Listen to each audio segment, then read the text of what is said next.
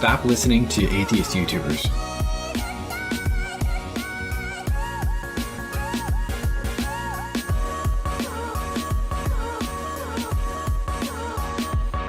But I can admit it. Jesus drowned babies. Get over it.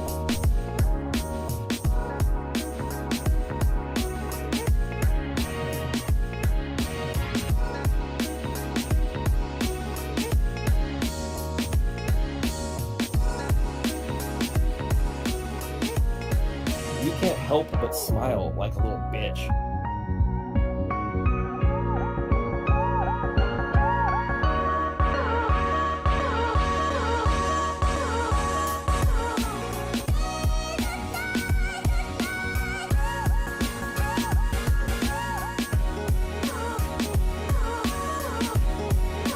Shut up, fool!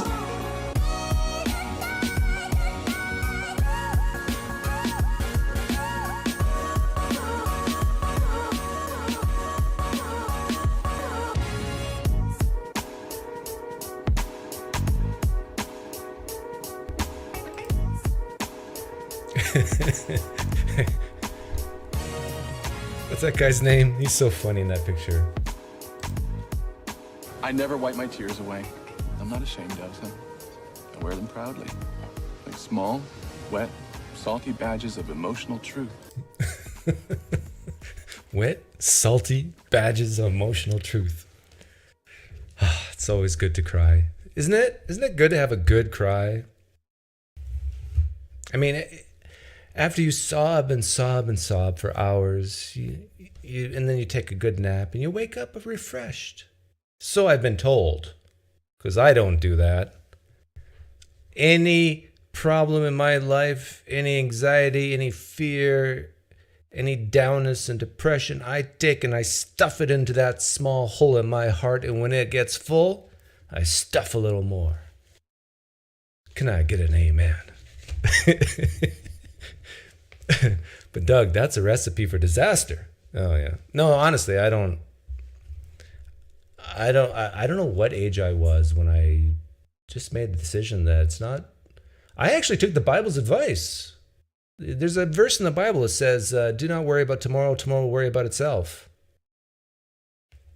Great advice. Brendan Fraser, thank you, Glenn Royer. It's not Royer. It can't be Royer. It's Royer. You're French, right?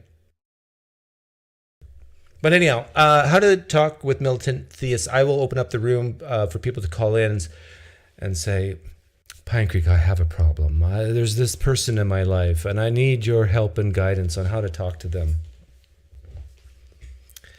But first, before we do that, I think I'm all about fairness, because even though I say I lean right politically, I'm really a lefty, and I value fairness so much. So we got to be fair and talk about how to converse with militant atheists. Are you a militant atheist? People in the live stream chat? Tux, are you? Would you consider yourself a militant? No, you're not a militant atheist. I think I am, but in the perspective of theists like this guy, I definitely am. But in my perspective, I have clear markers that would change my mind, which is the hint, which is basically you can click off now, we're done. This is how you talk to militant atheists. You ask them what would change your mind. And then they'll answer you, and then you won't like that answer because it will involve a demonstration of some sort. And where do you go from there? If Greg Kokel was to ask me, Doug, what would change your mind about Christianity? And I said, something like 1 Kings 18. And you want to try it now? And he says, don't treat God like don't demand God to be like a vending machine. Okay, then when we're done. If you're right and hell's true, I'll take my punishment like a man, and that's it. You know, where do you really go from there? You can't. But Greg Kokel leans Calvinist. So in a way, I like that, because he's not really that concerned about my salvation. He'll say he is, but really that's been predestined before the foundations of the earth.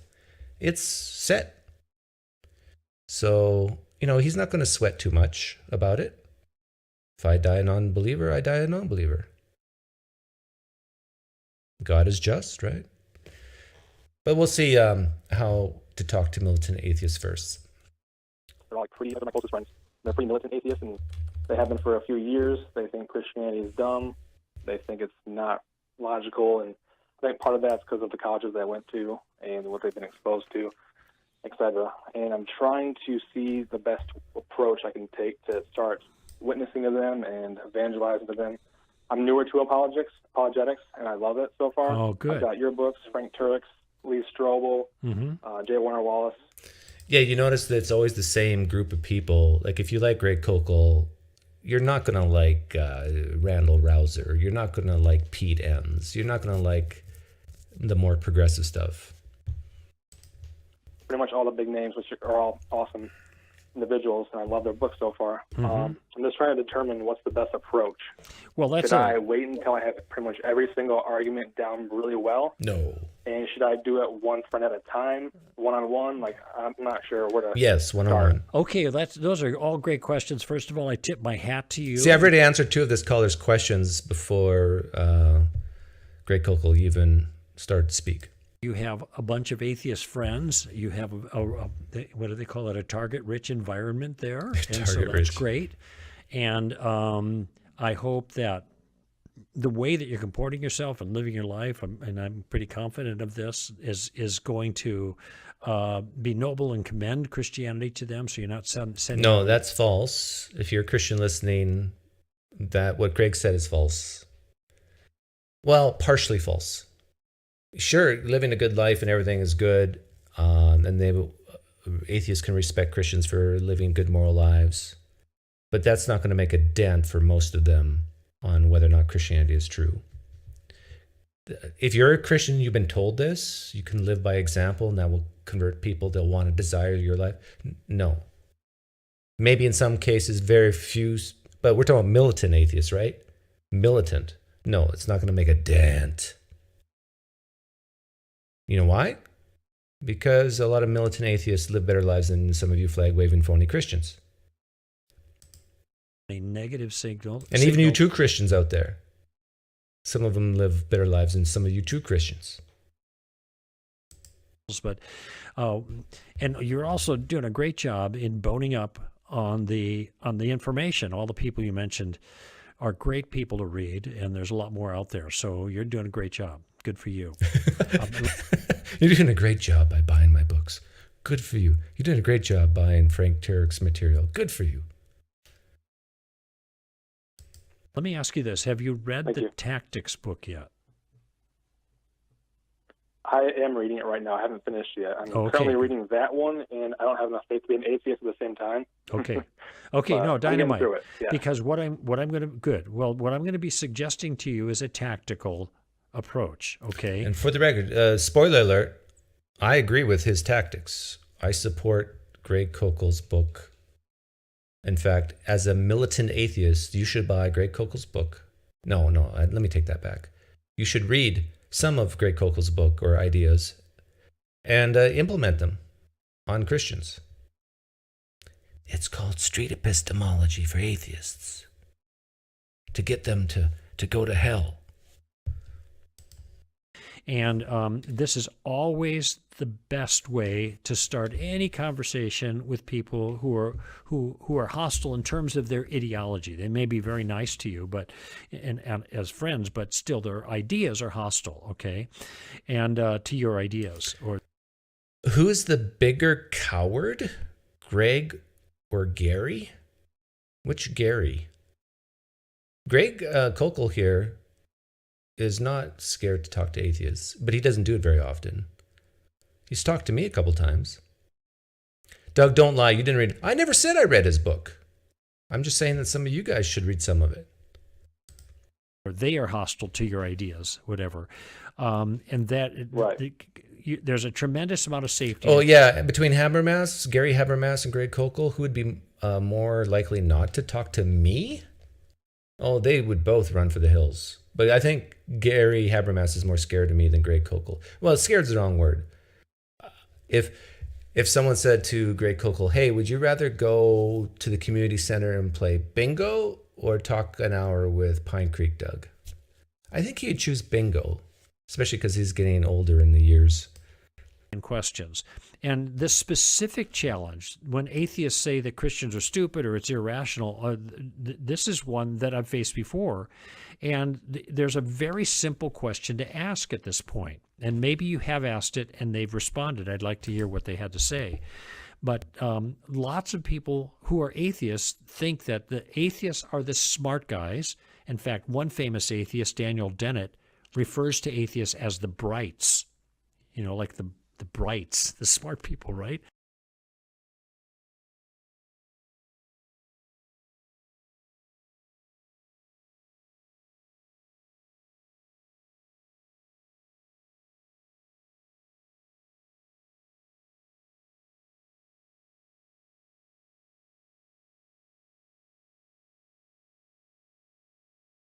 Sorry, I was muted. I apologize. For the word of the cross is foolishness to those who are perishing, but to us who are being saved, it's the power of God. So your own scriptures basically say that from our perspective, the fundamental gospel message is foolishness. So you should totally expect that as a Christian. And I apologize for being muted. Kind of self-serving, it seems to me, and the religious people are the dim bulbs, kind of thing. All right, fine. Tell me. But we have to be honest, though, Greg, especially for your followers. This is going to sound really, really rude, but I think it's true. For the people who follow your clique of apologists, a lot of them are middle class to lower. A lot of them are not that educated. A lot of them are obese. A lot of them come from screwed up backgrounds. A lot of them are desperate. A lot of them really need help. And that's why you can sell them books. That's why Christianity is attractive. Because they screwed up so much in their life that they need the slate clean. The worst thing in the world for you guys is a militant atheist that's actually happy, content, and doing well in life. Because until you give a demonstration of your God, you basically have no hope. I think at that point you don't even converse with them, you just pray. I would ask, what is dumb or irrational about Christianity? What is dumb or irrational about Christianity? And now the thing is, from the militant atheist perspective, they could rattle off a whole bunch of things. But from their worldview, from their perspective, I think Greg Kokel and other Christians would have to agree. Kind of dumb having exorcisms and the spirits going into pigs and they go flying off the cliff, right? It's kind of dumb that Jesus would return on a white horse and to collect his children, right? It's kind of dumb if you believe that there was a serpent talking to Eve in the garden. It's kind of dumb that Jesus walked on water and rose from the dead. I mean, the list is huge. And from the atheist perspective, I think every Christian is forced to agree, yes, from your perspective, it is dumb. It is foolishness. But our perspective allows for it. now you want specifics. You want them to say, you want them to spell it out. And this is just an example of the first Columbo question. What do you mean by that? It's just a variation. Okay. So if you were to say to your friends, Ross, what is dumb about, what is stupid, I guess is the word they use. Oh, they use the S word. Oh, the S word. Naughty, naughty. What is stupid about Christianity? What do you think they'd say? They'd probably just say, oh, look at all the evil in the world. Like God can't, or a man can't walk on water. Just kind of the typical slogan-y atheistic responses, basically. Okay, let's just take one at a time. Okay. According to the Christian worldview, it's a magical world. Okay? If God is... I appreciate that answer. Because the next time Christians get upset, Christians who follow Greg Koukl, if they get upset about atheists using a magic man in the sky, well, Greg Koukl saying, we believe in a magical world. Not a world like Harry Potter, but kind of like Harry Potter. Of worlds, fantasy worlds like heaven and hell, incantations that can cause people to rise from the dead, using Jesus' name, animals that can talk, define the laws of nature. We believe in that magical world. And he used the word magical. If there is a God, wouldn't something like that be possible? Joakim? Yeah, and my advice to the atheist now is whenever someone says, isn't it possible, 99% of the time you just say yes. But who really goes around life talking about what's possible? We talk about things that are likely. Walking on water. Yes. Oh, yeah, of course it would be possible. Okay, so the real question is whether there's a God or not. Okay, so now what you've done. Well, there can be a God that exists, Greg, that has made a promise to himself not to do any magic on planet Earth, right? There's even cessationalists out there who believe that, oh, God doesn't, right now, no, God doesn't do that sort of thing. That's not how he works anymore. He maybe did in the past and maybe in the future, but right now, no, God doesn't work that way. So not only do you have to convince the militant atheists that a God exists, but that it desires to do the magic for people to walk on water or heal the sick. Right? You got to know the desires of this God too. Is you've deflected, parried, that was the word I was looking for with the other caller, with the sword. You parry the kind of the condescension. Oh, people walk on water. Nobody can do that. Well, no, not in your world. But in God's world, yes, they could. Okay, now the question is, which world is the true world? So now you've moved it to a different discussion that's more fruitful, whether or not God exists. Okay, so you've moved the issue to something substantive. Okay, now they also raise the issue about the question of evil. Okay, now I've just been working on this the last few days in this book I'm writing. So the question, now here's the question. They think the problem of evil is a problem for Christians. It is not. It's a problem for the atheist. And I respectfully disagree here, Greg. But it all depends on how you define evil. Because when you say the word evil, Greg is thinking about something very specific, which is different than what I'm thinking of. So based on Greg's definition, now listen to this, Christians are going to flip out. They maybe they might clip this out of context, which is okay. I believe there is no such thing as evil. But when I say that, notice how I pause so they can clip it properly. But when I say that, I mean, under Greg's definition, there's no evil. Under my definition, there is.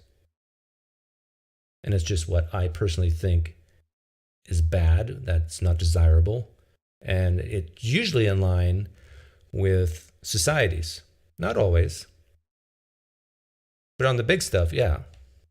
You know, we don't it's evil to grab a baby out of a woman's stroller thing and crush its head, right? That's evil. It's evil in my definition, it's evil in his. But it's not evil in my definition to have lustful thoughts. I have not committed adultery or fornication in my heart. So there's where we would differ. Can show you this very quickly, because the question I'm going to ask is, when they say the problem of evil, so you believe there's real evil in the world? Yes, I do, obviously. They're going to say, okay. Now the next... Yeah, but a dumb atheist might just say that. Well, unless they're actually really smart and setting you up. But I would love, in a way, to set up a Christian like Ray Kokel, and he asks, well, do you believe X is evil, or do you believe that there's... And just say, no. And then he'll get a dopamine rush from it. And his heart rate will start going a little faster. His blood pressure will rise. Well, what are you saying? What Hitler did is not evil? No, it's not evil. Well, how can you even say that? Because I know what you mean by the word. And you mean that anything that goes against the nature of God or his will. And I don't believe your God exists. Any God exists. So therefore that evil can't exist. See, kind of giving a shocking statement like that can actually help the conversation move forwards, because they'll be so flabbergasted that they will be forced to ask good questions. Really important. Are you saying that there's evil out there, that things people do are actually evil? Yeah. Whenever a Christian like Greg Kokel says actually, he really means God. Actually is a synonym for God. So actually evil means God evil. That in the eyes of God, this is evil, evil, evil. No matter the time, no matter the place, no matter the context, it's evil. But then as a militant atheist like myself, it's so much fun, because you can ask questions like, is stoning the practicing homosexual evil throughout all history, all time, all contexts? It's a very simple question that most Christians don't want to answer. Thinking Christians don't want to answer, because they'd say, no, actually, it's not always evil, because God commanded it sometimes. The closest they can get is to give an example of what's actually evil is going against the nature of God. That's it. Any specific action that they can think of might actually be in line and accordance with God's will and nature. Any specific action. A Holocaust.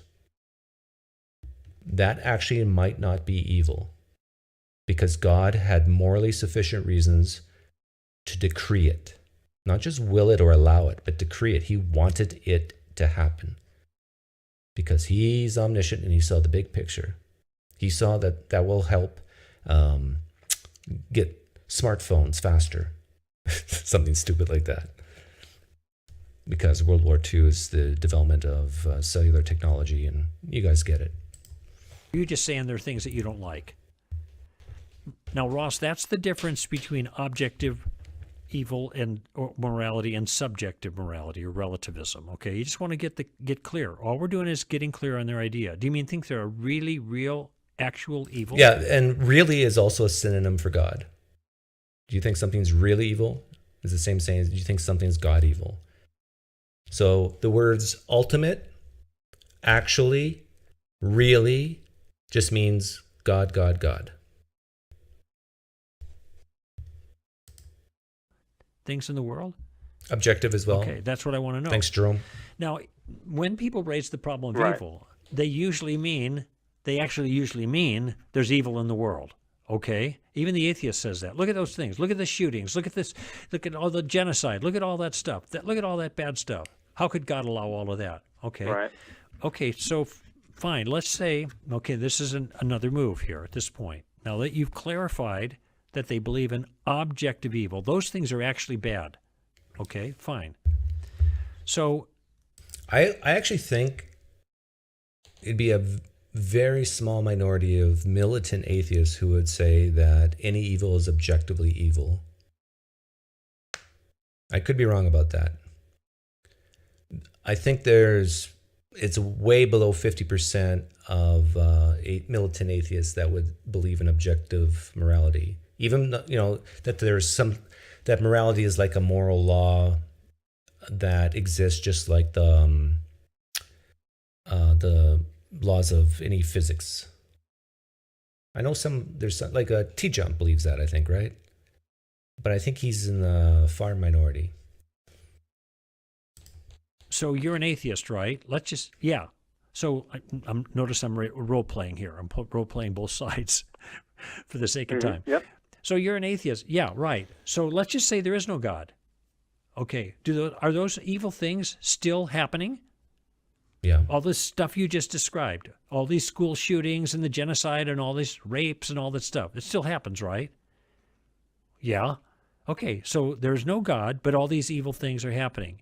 Explain to me how those things can be evil if there is no God. Yeah. If Greg can't put himself in the atheist's shoes and answer that question, he hasn't even begun to really think about it. Because what he has stuck in his head right now is that when something's evil, it has to entail a God existing. If there's no God existing, then there's no evil. Because he's defined evil in a certain way, and he cannot even conceive of that people might be viewing evil in a different way than him. And there's really only one advantage to viewing evil the way he does. And that is to say, I want to start a war. God thinks what this country is doing is evil, so let's go kill those people from that country. And God said it's okay. It's just to help build their confidence that they're making the right moves, that they're doing the right thing. That's about it. That's the only advantage you have to define evil that way, to give you that oomph that God's on my side.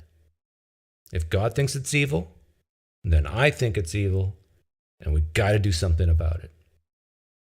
Whereas an atheist could agree with you on what they're seeing as being evil, have a different definition, and not need a God to back them up. No, it's evil because it's reducing human flourishing, or it's, just killing people. It's hurting people. So that's why we should fight against it. The end result could be exactly the same. The only difference is, I feel better about myself than the atheist because I got God on my side, and you don't. Nah. That's the question. Explain to me how those things can be evil in the way you're talking about them if there is no God. Now, they might say, wait, I don't get what you're after. Okay, wait a minute. You said these things are evil, right? Yeah. That means they broke a rule. Yeah. And from an atheist perspective, Greg, who makes the rules? It's not God, because they don't believe in God. It's humans. It's society. Humans make the rules. Humans give the rights. And even if you're a Christian and you think that these rules and rights come from God, really reflect on who administrates it, who enforces it today. Like, is God sitting on a throne right now adjudicating court cases? No, it's us humans. We're doing all the work. So even if you believe in this objective morality thing, how it's implemented is all up to us. Right? They shouldn't have done what they did. There's some rule of goodness that they didn't abide by. They broke a law. That's what it means to be evil, right? Yes. Okay, so you're an atheist. Well, even that's not technically true. You can break laws which are moral. In some cases, it would be moral to break a law. Right? Now, he's maybe thinking about God's law, not human law. But to me, it's the same thing. Almost every law that Greg says is from God, I say it's from humans attributing to a God that doesn't exist. Thanks for the donation, Rasputis. It's me. I'm evil. I'm a bad boy. Hey, see? We got militant atheists in here who are willing to be honest and admit their wrongdoing. Just tell me where those laws come from. I'm trying to make sense of your worldview. Now, notice... good point. So say we all says, God actually committed evil in Jeremiah 19:9. I will make them eat the flesh of their sons and daughters. But the problem here, though, is they have an easy out and just say, well, then it's not evil if God does it. In Ezekiel 20, it says that I give bad commandments. It doesn't say evil. Actually, let's see if I can find that one. I bet you a lot of Christians don't even know that exists. Ezekiel 20.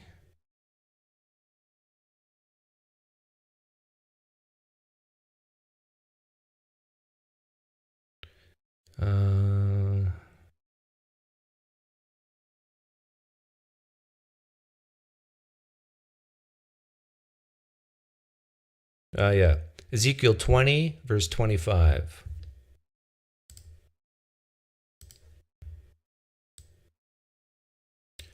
This is Jesus talking. Jesus said, I also gave them statutes. Jesus is God, by the way. So don't give me that this is not Jesus. I also gave them statutes that were not good. Statutes are rules, right? Laws. I gave them statutes that were not good and ordinances by which they could not live. And I pronounced them unclean because of their gifts. So here's Jesus admitting that he gave not good laws. Doesn't say evil, but not good could be considered evil. I mean, this is so damning. Jesus said, I gave them statutes that were evil. I gave them laws that were evil. Oh. Now, there's going to be Christians who are listening to me right now, and they're going to email me later, and they're going to give me 5-page dissertations and papers on why it's not what I think it is. Right? I look forward to your emails. Ross, what I'm doing here, now I'm shifting the burden from the Christian worldview. Because in our worldview, we can make sense of evil. It's a broken world. Evil is when people disobey God. Now, yeah, well, you can make sense of evil. Why did God create? That's the real problem of evil that atheists do not have. The real problem of evil for you, Greg, especially as a Calvinist, that God created is knowing exactly what would happen, that would lead to something he hates, that he doesn't need humans, doesn't need a thing, and he created anyhow. There's no upside for God because God is perfect. You can't get better than God, but there's a ton of downside by creating. Oh, but what about the flowers? What about heaven? What about all this eternity with Jesus? It's garbage. If God never created, none of that's needed. That's the real problem of evil that most Christians don't want to talk about. That God created in the first place. The buck stops at the top. People like Greg, what I like about these conservative evangelical Christians is that they do value more personal responsibility. And you cannot take personal responsibility away from God because he is the most powerful being in the universe. So he's the most responsible. he allows that. That's a question that can be answered. That's a separate issue. The point I'm making is evil makes sense in our worldview. Our whole Not the way I just described it. Our whole story. The only thing a guy like Greg could say is, I don't know why God created. Because he could try to say things, well, he desired relationship with us and blah, blah, blah. But ultimately, he didn't need it. He was fine. About the problem of evil and how it gets solved. But what about his worldview? So they're saying that Christianity is stupid, irrational because of the problem of evil, but the problem of evil makes sense in our world. But it doesn't make sense in... I would disagree with you, but it definitely doesn't make sense in the atheist worldview, right? Because it's foolishness to those who are perishing. Doesn't make sense is the atheist world. And this is why, on this issue, I'm asking the question in this particular way. Okay, I'm asking the question, okay, let's just say you're right, there is no God. But those Oak River says, I used this point, the problem of evil, on TikTok live stream the other day, and the host didn't want to touch it with a 10-foot pole. Yeah, because they just want to concentrate on the free will of humans and not the free will of God, right? Once they start looking at it from the perspective of God prior to creation, why did God create angels if he knew that one would betray him and lead to Satan? Why? I don't know, Doug. He just did. Morally sufficient reasons. But he hates sin. And like even a little tiny smudge of sin, he hates it. But he created knowing it will lead to something he hates. Things still happen, right? And they're still evil, right? Okay, so tell me, where are you getting your standard that judges those things as evil? From ourselves. Just like you do. No, I get it from God. You sure about that? Where do Muslims get their standard of evil and right and wrong? From the Quran, right? Maybe the Hadiths? But that's not God's word, Doug. Ours is. But, even Christians like Greg Koukl might say that the Quran got a lot of things right because they borrowed from our worldview. Because, they came 600 years later, don't you know? Where does that come from? Now, there's the problem. The problem they're going to face is there is no answer. I know what many of them will say. Many of them are going to say, well, we evolved these ideas. But when they tell me they evolved the ideas, I have another question. Oh, this is because I know they just made a mistake. This is what I... Oh, yeah. I think I know where this is going. I haven't watched this yet. But is it always wrong, no matter the context, to stone the practicing homosexual? My guess is that's a great question to ask after he asks this question. Let's see what question he's going to ask. Labored painfully to make clear in the book, and hopefully when it comes out next year, it'll be clear to people who read it. The question is, then I'm going to say, well, wait a minute. I thought you said there's evil out there in the world. Those things are actually evil. Yes. How can... No, an atheist is not going to say yes to you if they know that what you mean by actually is God evil.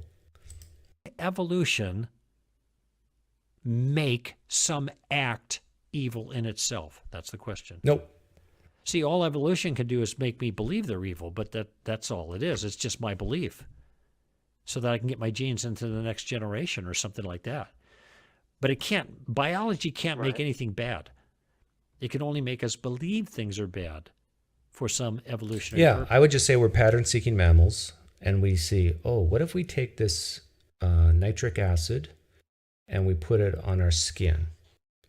Ouch! Ouch, Johnny! That hurts! Pattern-seeking mammals. I'm not going to do that again. That stung. Putting nitric acid on skin is evil. It's as simple as that, Greg. Well, actually, morality is very complex, but you get the idea. That's sort of like the foundation. So we can take facts of nature, and they help guide us on things that we desire or not desire. Now, some people like harming themselves.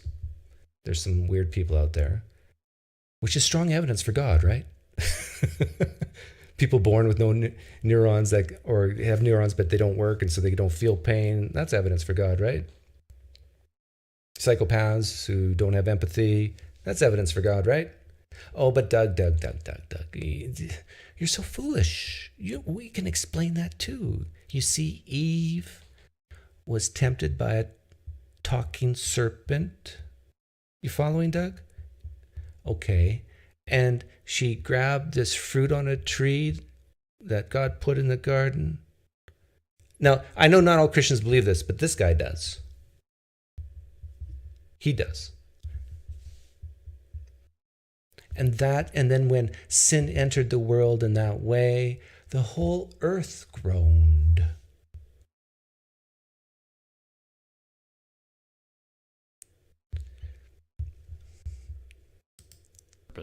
So it turns out that all evolution can do is a relativistic morality, and internal morality, it can't make the outside things bad.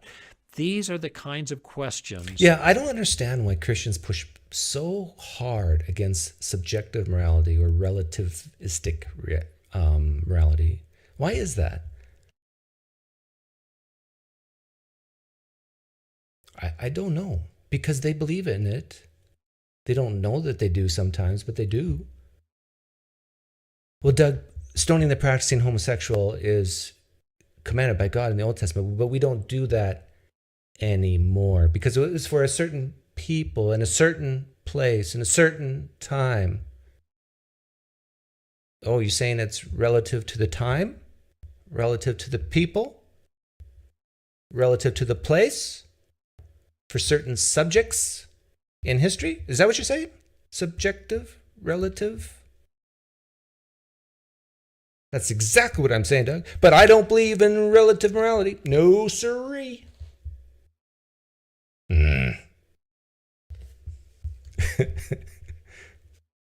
Hey, Danny, good to see you here. They don't really understand that moral realism can really cut against their moral views. Are their moral facts independent from subjects? Yes.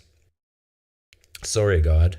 Yeah, I made a video on Red Pen, what's it called? Red Pen Logic, where I think if he watched my video, he would admit that he did a bad job because isn't the God this guy believes in a subject? Isn't God personal? A person? And when this person called God says something, then Greg says, this is good. This is what God wants. This is moral. Subjective morality. And then the question is, well, why does Danny need to listen to the opinion of Yahweh or Jesus? Same thing. Well, because he's God. So what? Why should we listen to this opinion of God? Well, it's not his opinion. It's fact. It's what is true. Okay, well, why should I listen to him? And then you know what is very interesting? They'll start talking about things like, because it's good for you. You were designed with a purpose. It will help human flourishing. And now it's starting to sound very similar to what some atheists believe. All we've done is we cut out the middleman. Middleman being Jesus. I mean, I should say we cut out the top man, top God. That I'm going. We're way more efficient.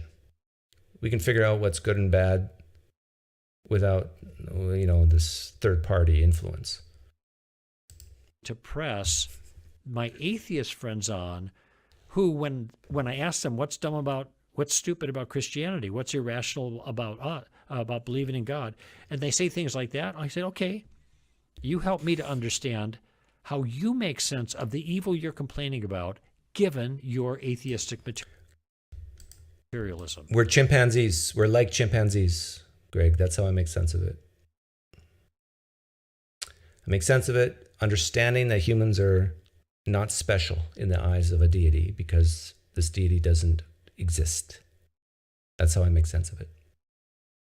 We are animals that can show great love, kindness, empathy, caring, and we're also mammals that can kill each other. We're very similar to chimpanzees in that respect. I wish we humans were more like bonobos, but we're not.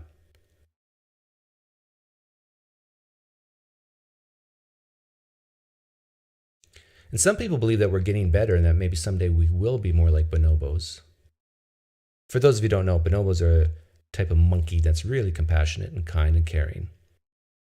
A lot of them are in the circus and they do circus acts and stuff. They're like, because they're safe, they're not going to probably go out into the crowd and kill someone. But a chimp, you got to be careful.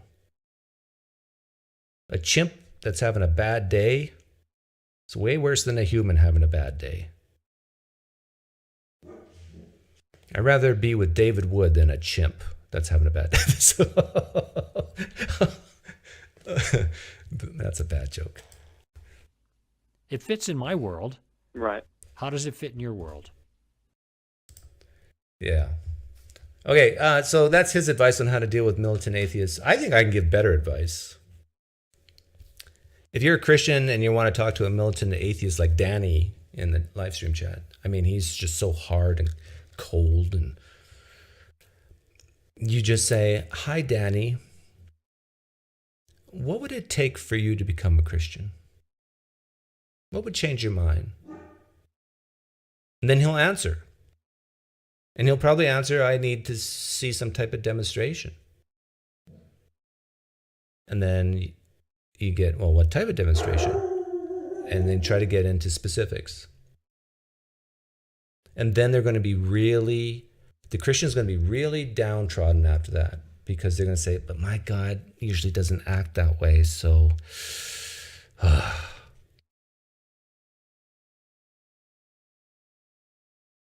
Another way you can talk to militant atheists is, and to be productive, is to repeat back what they say to show that you've understood them. Like if Greg Koukl would have said something like, "Hello, Mr. Atheist, how are you today?" "I'm doing fine. And you?" "I'm doing great." "Do you believe that there's evil in the world?" And the atheist says, "Yes, I do." And then Greg says, "I understand. But correct me if I'm wrong, but when you say evil, you're saying that it exists totally independent from God, right? It has something to do with well-being and suffering and like the social contract." Yeah, Greg, good for you. That's sort of what I believe. Maybe not exactly, but yeah. Okay, I understand now. Okay, well, you have a nice day. Do you want to get a burger maybe? And you're basically done at that point. Because if you can't show a demonstration because your God doesn't act that way anymore, and if you've understood their position and where they can say something's evil without an appeal to a deity, and then you could say things like, Greg could say to a militant atheist, "I totally get why you think the Bible is magical and silly and foolish. My own scriptures actually say it and admit it. So I get it. I just find comfort in believing it," says Greg Koukl. "I think it's true and I get great comfort from it. But I understand that you don't need it and you're fine." So then now what do you do? I don't know. So now let's shift it to how to converse with a militant Christian.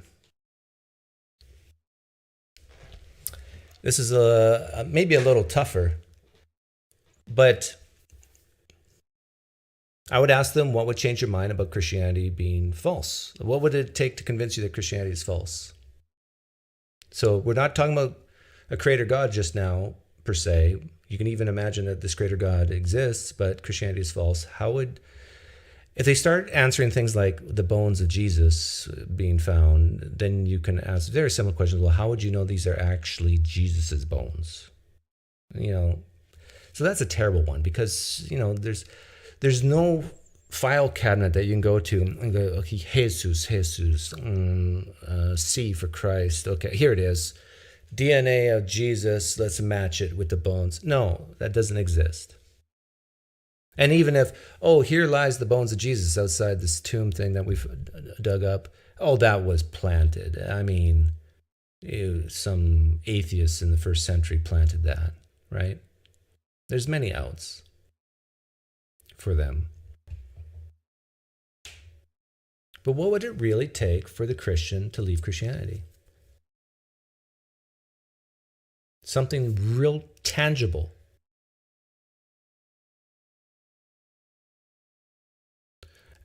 And I just think a lot of Christians like Greg Koukl would say it's they might not use this word, but I think their sentiment is it's impossible for Christianity to be false. I'm sure some of you here have met people, Christians like that. It's impossible. Christianity has to be true. Otherwise, nothing makes sense. We can't even have truth if Christianity doesn't exist, they would say. But if they can't really come up with what would change their mind, then the second tactic to talk to militant Christians is to find inconsistencies in their worldview. Find something that they value, and then how their personal belief goes against what they value. In other words, you create cognitive dissonance. So if they believe God is all good, all loving, all caring, you bring out verses like, or the flood story. There's a lot of things in the Old Testament you could bring up. And then ask, okay, if your sense of what's good and what's right and what's loving comes from God, and it's in your heart, He's put it on your conscience, does this go against your conscience or not? Like taking the heads of babies and drowning them as outlined in the flood. But Doug, there's no babies. There's never mentioned any babies in the flood. God maybe poofed them out. I mean, they'll come up with all these ad hoc things to make their God look good at that point. And we've all seen this done.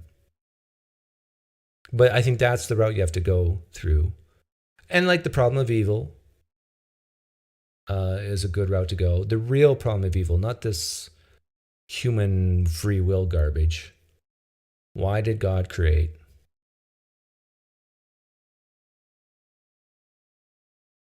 And then you can just go through specific verses, even the New Testament. Oh, the concept of hell is a good one. The concept of atonement and redemption is a good one. Because so many Christians, especially Christians like Greg Koukl, believe that the bodily resurrection is so important. Not just a spiritual resurrection, but a bodily. So there, you can generate cognitive dissonance in them by asking, what's so special about meat?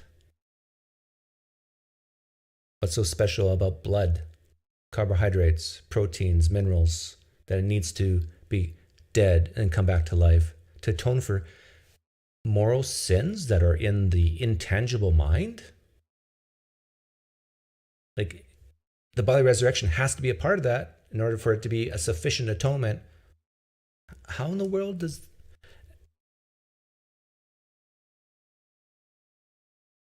That gets the cognitive dissonance going. I'm trying to think about my wife as I'm speaking here. Like, what would convince her that Christianity is false? So many times, if they have some cognitive dissonance, the first thing that they listen to from an apologist that is like halfway an answer to a question or a problem, they really don't think about it that much. It's like, oh, my favorite apologist has thought about this question like I'm asking. Here's his answer. I don't have to think about it anymore. All these problems, all these questions have been dealt with for centuries. So really, I don't need to worry about it, right? I don't need to really tackle these issues on my own as a truth seeker. And maybe I don't even have to consider, well, maybe all these apologists got it wrong. I don't have to consider that because what's the odds, right?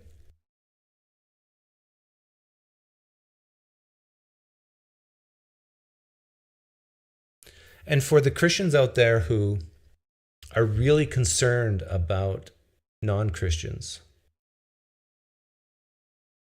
like my wife, for example, is concerned about me that someday I'll go to hell. She believes in eternal conscious torment. The last time I asked her, she did. Don't you believe everything's in God's hands, that He's sovereign? I would ask the Christian and my wife. Just trust. Just pray. But the problem with that is so many Christians, whether they admit it or not, they don't believe that's good enough. It's really hard for them to trust and pray and that's it. No, if there's just this, I just got to think of this one question to stumble that atheist and then I can do it. I mean, it'll all be over. The light will click on. Prayer is not good enough. Trusting is not good enough. They need tactics. Right?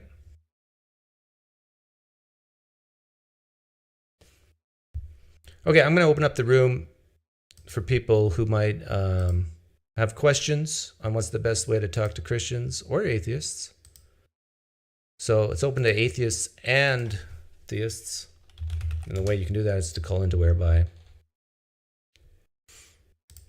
And this is the link.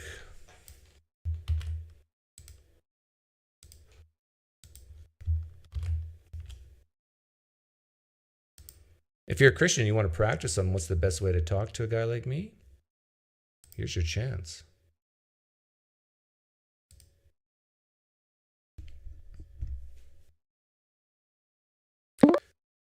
Doug, if your wife became an atheist, would she lose a lot of friends and family? Probably.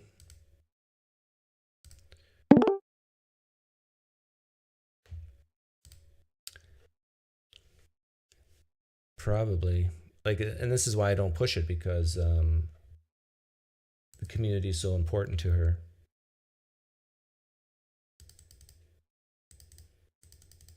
Can you hear me, Brad?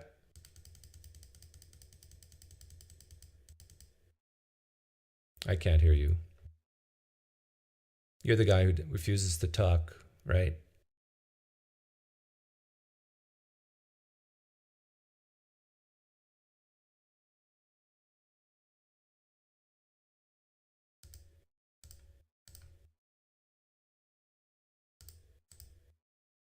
So feel free to call in if you want to talk. Otherwise, I'll just read the chat. Whatever happened to Bread Life? I think she just got bored.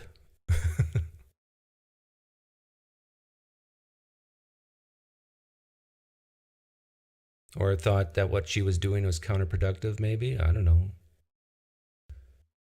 Maybe she thought her channel was doing more harm than good. That's probably the right answer.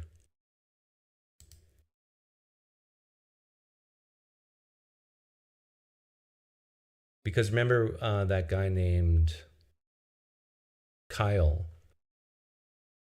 was on her channel and then came on mine because he was on her channel. Oh, hi, mister. How are you doing? Yes, I hear you. Yeah, really good. To answer this question, I would say that you just got to be honest. You know, like there is a lot of people, when I think about Islam, for example, a lot of people are like just trying to throw everything to counter my objection, but doing so, they're contradicting themselves. And I just feel like they're just Wait a minute, are trying you an as atheist or hard a as... theist? No, an atheist. You're an atheist. Okay, go on. Yeah, that's pretty much it. Yeah. Yeah, just be honest. That's great advice.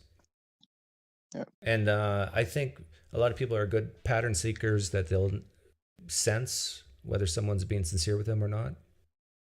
This is why I often like put all my cards on the table. When I first started out, I was pretty much a strict street epistemologist, and then I heard some criticisms about it. You know, you're kind of not telling people where you're coming from, and it's a little insincere, disingenuous. So now I just tell them, hey, I'm trying to lead you to hell. It cuts. It cuts. I don't know. So did you? I didn't hear you. Yeah. You didn't hear me?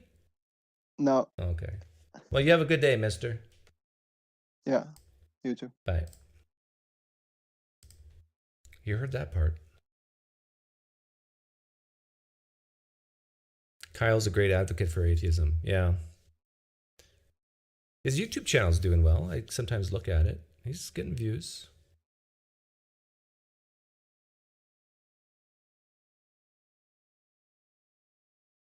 But if you're a Christian, and you want to practice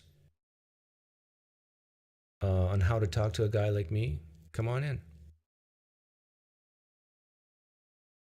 If you're an atheist, you want to practice how to talk to a Christian, I can play the part. You gotta let me know what type of Christian though.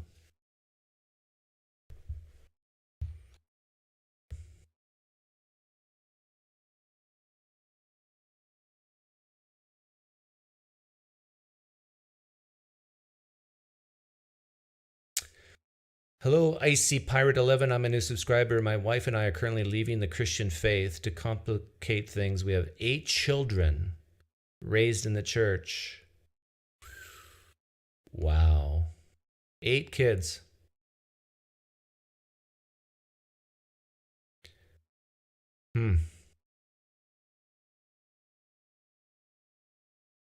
Oldest is 15. 8 people you're going to lead to hell. Tell ya. Millstone's going to be around your head and your wife's. Yeah, that must be tough. My guess is your in-laws, if they find out, they're going to hate you. And your parents too. It's going to be tough. Why do you not read books? When I say I don't read books, I mean I don't take a book and I open the first page and I read it to the last page. To me, that's very inefficient. Unless it's fiction. My friend Reed shakes his head because he's into movie making and so forth. And I tell him that, with the technology today, you can actually make movies go a little faster. You can skip parts with a press of a button. Whenever I see scenes of cars rolling up hills, going certain places, I don't need to watch that. So I can cut down a 2-hour movie by at least 20 minutes with all those transition filler stuff. I do that with movies too. But with books, I'm very topical. So if there's a topic that interests me, I'll read about it. But I think books are one of the most inefficient ways to gain knowledge. Like reading it from cover to cover. And to be honest, fiction books, I have yet to find a book in my entire life where I've read the first page and I want to go on. Sorry, but it's true. Stephanie says that you should just be honest with your kids and admit you don't know what's true anymore and teach them to search for it for themselves. Yeah, that's not bad advice. However, you can teach your kids to ask the what's more likely question, to give reasons why you don't believe. If that's true, Doug, then they're inefficiently written, especially if it's nonfiction. Well, that's true. I think most books are inefficiently written. I think you just look at guys like Michael Licona, Gary Habermas. They brag about how many pages they have. I've written a 5,000-page book documenting all this. Now, if it's in digital form, it has more value. But if you're talking paper books, no, that's a waste of paper.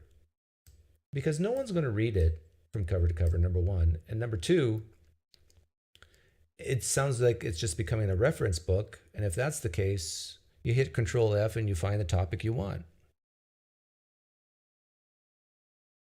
Doug should read Analytical Philosophy. Now you said should. So why ought I?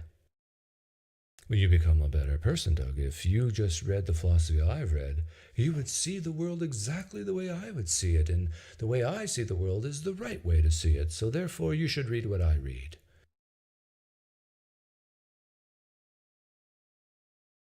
That reminds me of the common problem between men and women, husband and wife, is that why can't you just feel what I feel, emote what I emote, be as passionate as me on this issue as I am passionate? If you only knew what I knew, you would be as passionate as I am passionate, right? It's that idea.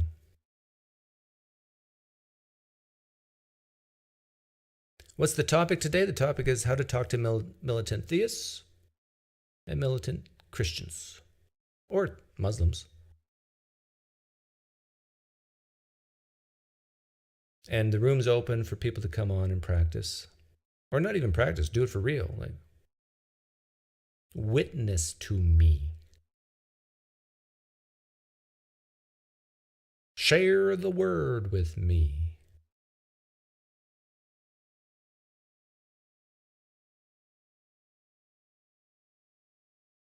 Imagine Doug becoming the William Lane Craig equivalent of atheism. Yeah. Well, if you just look at the grounding, I think brute facts is the way to go.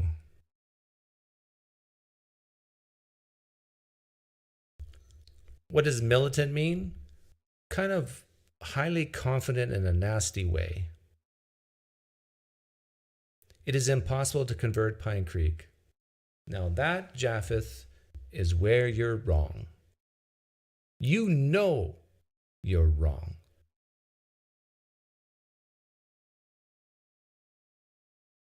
If I had a box of lies right now, you would be in it. Because you've watched my channel lots. You know I have markers. And not only that, if you say it's impossible to convert PineCreek, what does that say about your God, where all things through Christ are possible? Did you ever attend Fort Garry EMC in Winnipeg? Yes. Who are you? And what have you done with my children? How do you know? I think I've been there. Oh man, we got a Mennonite in here. Call the authorities. Purple Sphere 88. Eating schmolfat on Sundays. Having FOSPA. Fast forwarding movies, it says cinematic sin. No. It's efficient. I can watch 2 movies in the time Reed can watch 1.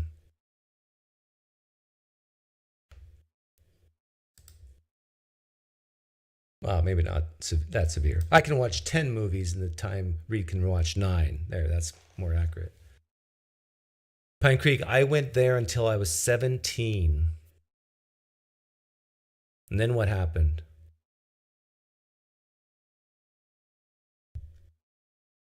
Did a fat, bald Mennonite preacher touch you in the wrong place?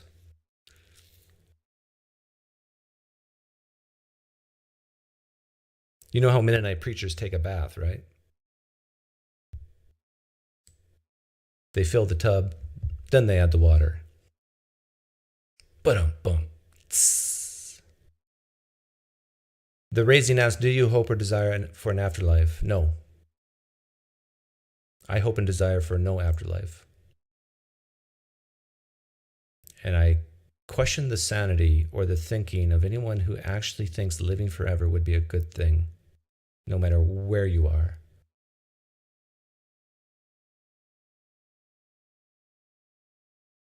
If you watch 10 movies in a row, you should reconsider your life choices. Well, I have binge watched Stranger Things because I was late to the Netflix thing.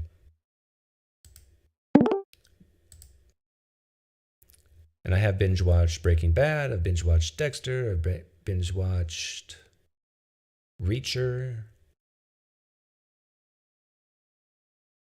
Hey, Brad, are you going to talk? Or are you just so lonely?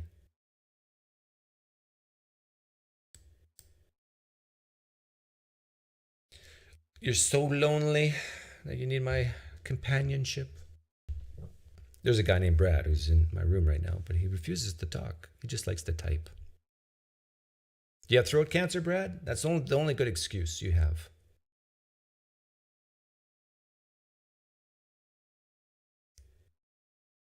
You're at work, okay. Well, maybe you should be working, Brad. It's people like you that has lowered the productivity in this world. You decided it wasn't true. I was last there in 2001. How long ago were you there? Oh, if it's the church I'm thinking of, I was there probably in 1988, 1989. Maybe I was there for a gospel quartet thing back in 2000 or something. I don't know.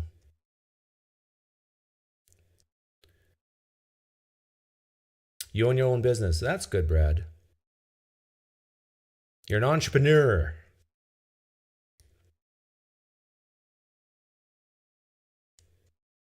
Have you watched Midnight Mass? If you haven't, check it out. I've heard of it, I think.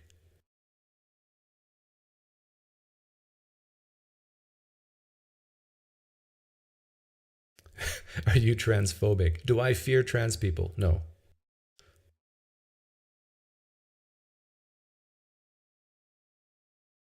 I fear lions. I'm lion phobic. I fear heights. What's the word for that? Something phobic.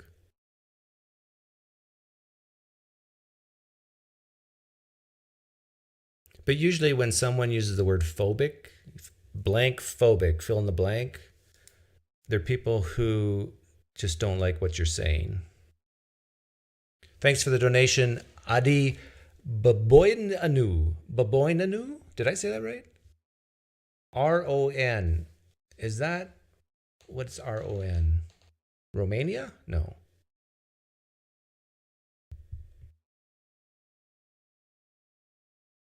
Am I phobophobic? Yeah, I might be phobophobic. Fear of fear?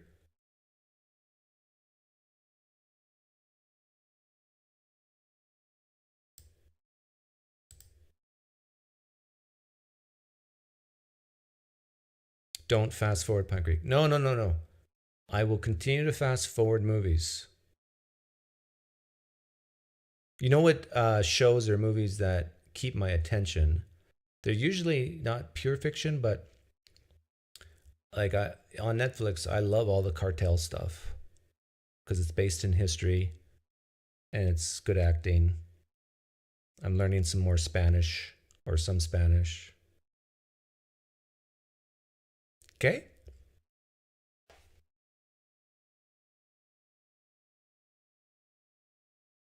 Do you think someone was asking if you're afraid of trans people? I forget, didn't they say transphobic? Maybe I misread.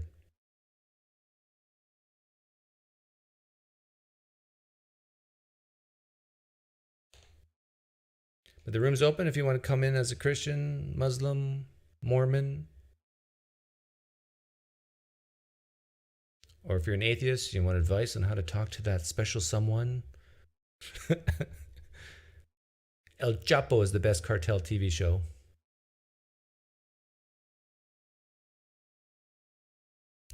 Yeah, when what was his name? Not El Chapo, but Escobar, Pablo Escobar. There's a chance at one point he was the wealthiest man on planet Earth. He had so much wealth that he would store the cash and he would lose 10% of the cash just due to mites and like paper, animals that eat paper and mold. 10% because he didn't know how to properly store it.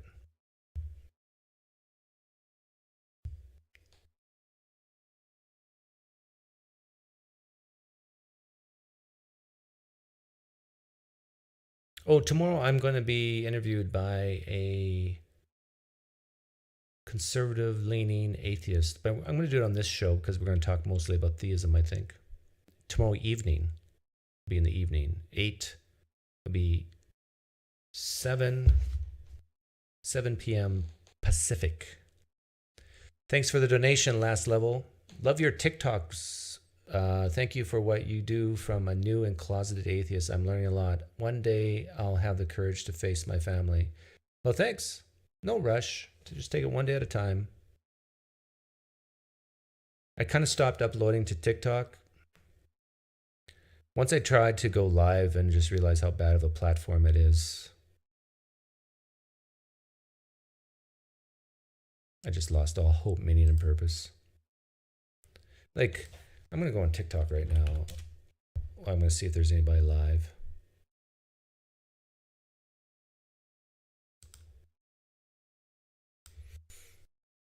But I think the level of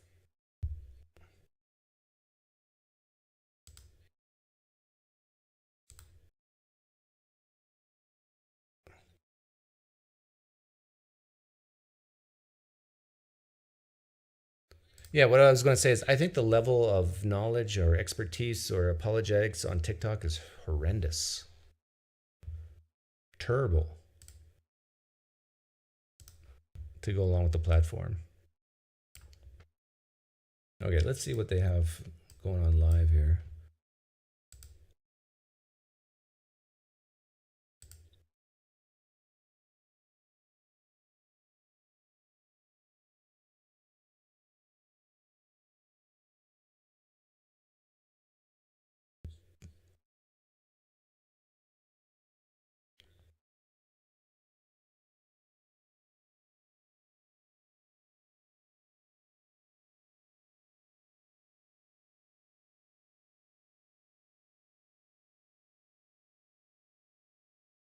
This is called God is Good.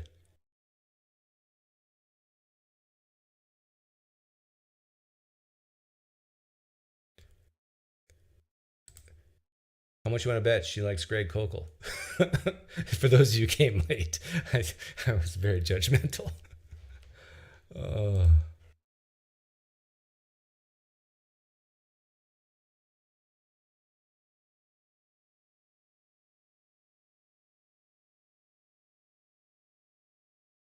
So how do you search? Like, why am I getting how do you search live apologetics? Do I have to type in live apologetics?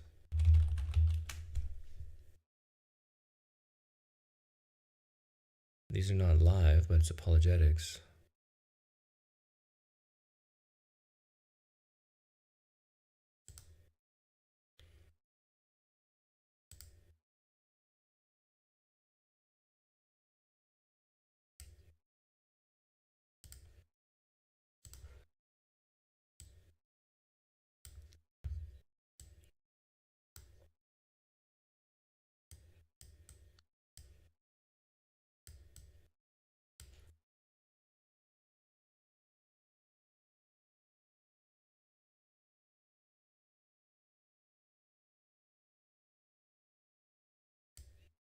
Only with God at the center. Oh, you guys and the couldn't hear grace that. of Jesus guiding I us. apologize. Yeah, TikTok is silent. But there's nothing good on anyhow. You guys didn't miss anything. I don't believe in a creator God because I believe a perfect being would not create anything, as to create would mean to be lacking in what is desired. Yeah, shape-shifting monkey. I've been making this argument for since the Great Depression. That's because apologetics is dead, PineCreek. Yeah, I know, Darkin. But there's nothing there. I know you probably mentioned this hundreds of times, but were you a Methodist or a Mennonite? A Mennonite, not a Methodist.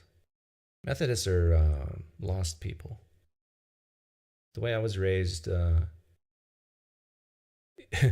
those old mainline churches were not really Christian. Bardley's really leaning into terrible apologetics recently. Well, is there another type? What's good apologetics? Let's think about this one. What is good apologetics from a Christian point of view? And what do I mean by good? I mean effective. What would be effective? Give a demonstration. 1 Kings 18, that's good apologetics, that's effective.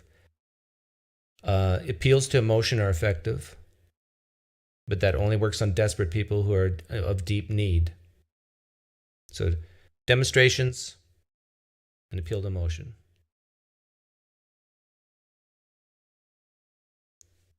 But to say things like, we have 5,000 manuscripts. Oh, come on. Oh, we got prophecies that, if interpreted the right way, directly showed you. Oh, come on. We have eyewitness testimony. Oh, come on. Not effective. Not good. But appealing to some type of existential angst, some beauty, or even some evil. Or pray in the name of Jesus and a limb grows back on an amputee. That's effective. So given that almost, I mean, never happens, if it has happened, we don't have any way to verify it. You're basically, I think the best apologetics you have left is appeal to emotion. Don't you want to be in the in-group in this community? Don't you want to help people? Well, the way you help people is to be a Christian.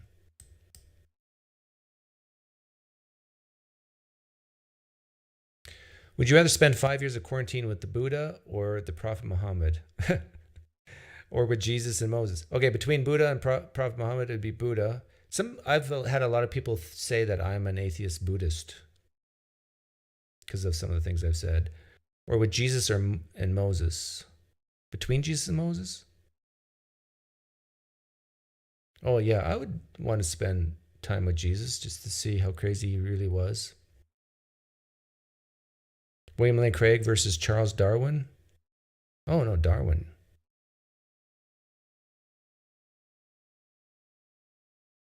"94% of biblical New Testament manuscripts come from the 9th century." Yeah, exactly. Ask a Christian, how many manuscripts are from the first 100 years of Jesus? They might say 1 or 2. How about 200 years? They might say 30 or 40. How about 300 years? They might say 90 to 100. I mean, that's the headline.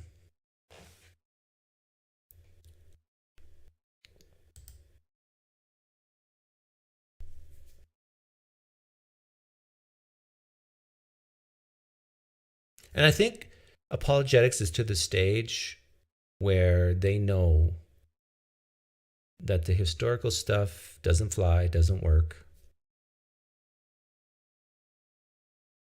And I think they know that even the miraculous stories that they present doesn't work because they're just all so bad. I mean, it's horrendous, some of the miracle stories they talk about. They lower their standards so much. So often they're in these religious settings where people are pumped up to believe.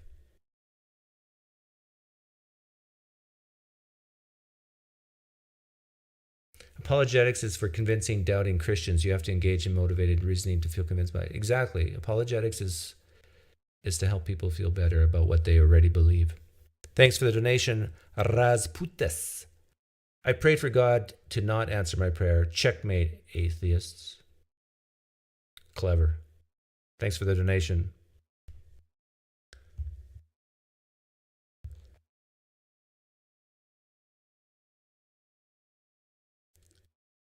Hey, Japheth, God does not know that you're sincere. You know why? It doesn't exist. Gabe. Hi, Gabe. 1 second here. I'm trying to figure out why my camera's not working. Can you hear me? Yeah, I can hear you. Here. What's going on here? I think I know. Got a new computer recently. Sorry about that. No problem. I think I know who you are. Yeah, you do. Yeah. All right. I just thought of I think what might be the best strategy to lead someone who's a militant theist to reconsidering their beliefs. Okay. Which is try to lead them into sin. Try to lead them into sin? Yeah, but so hang with me for a second.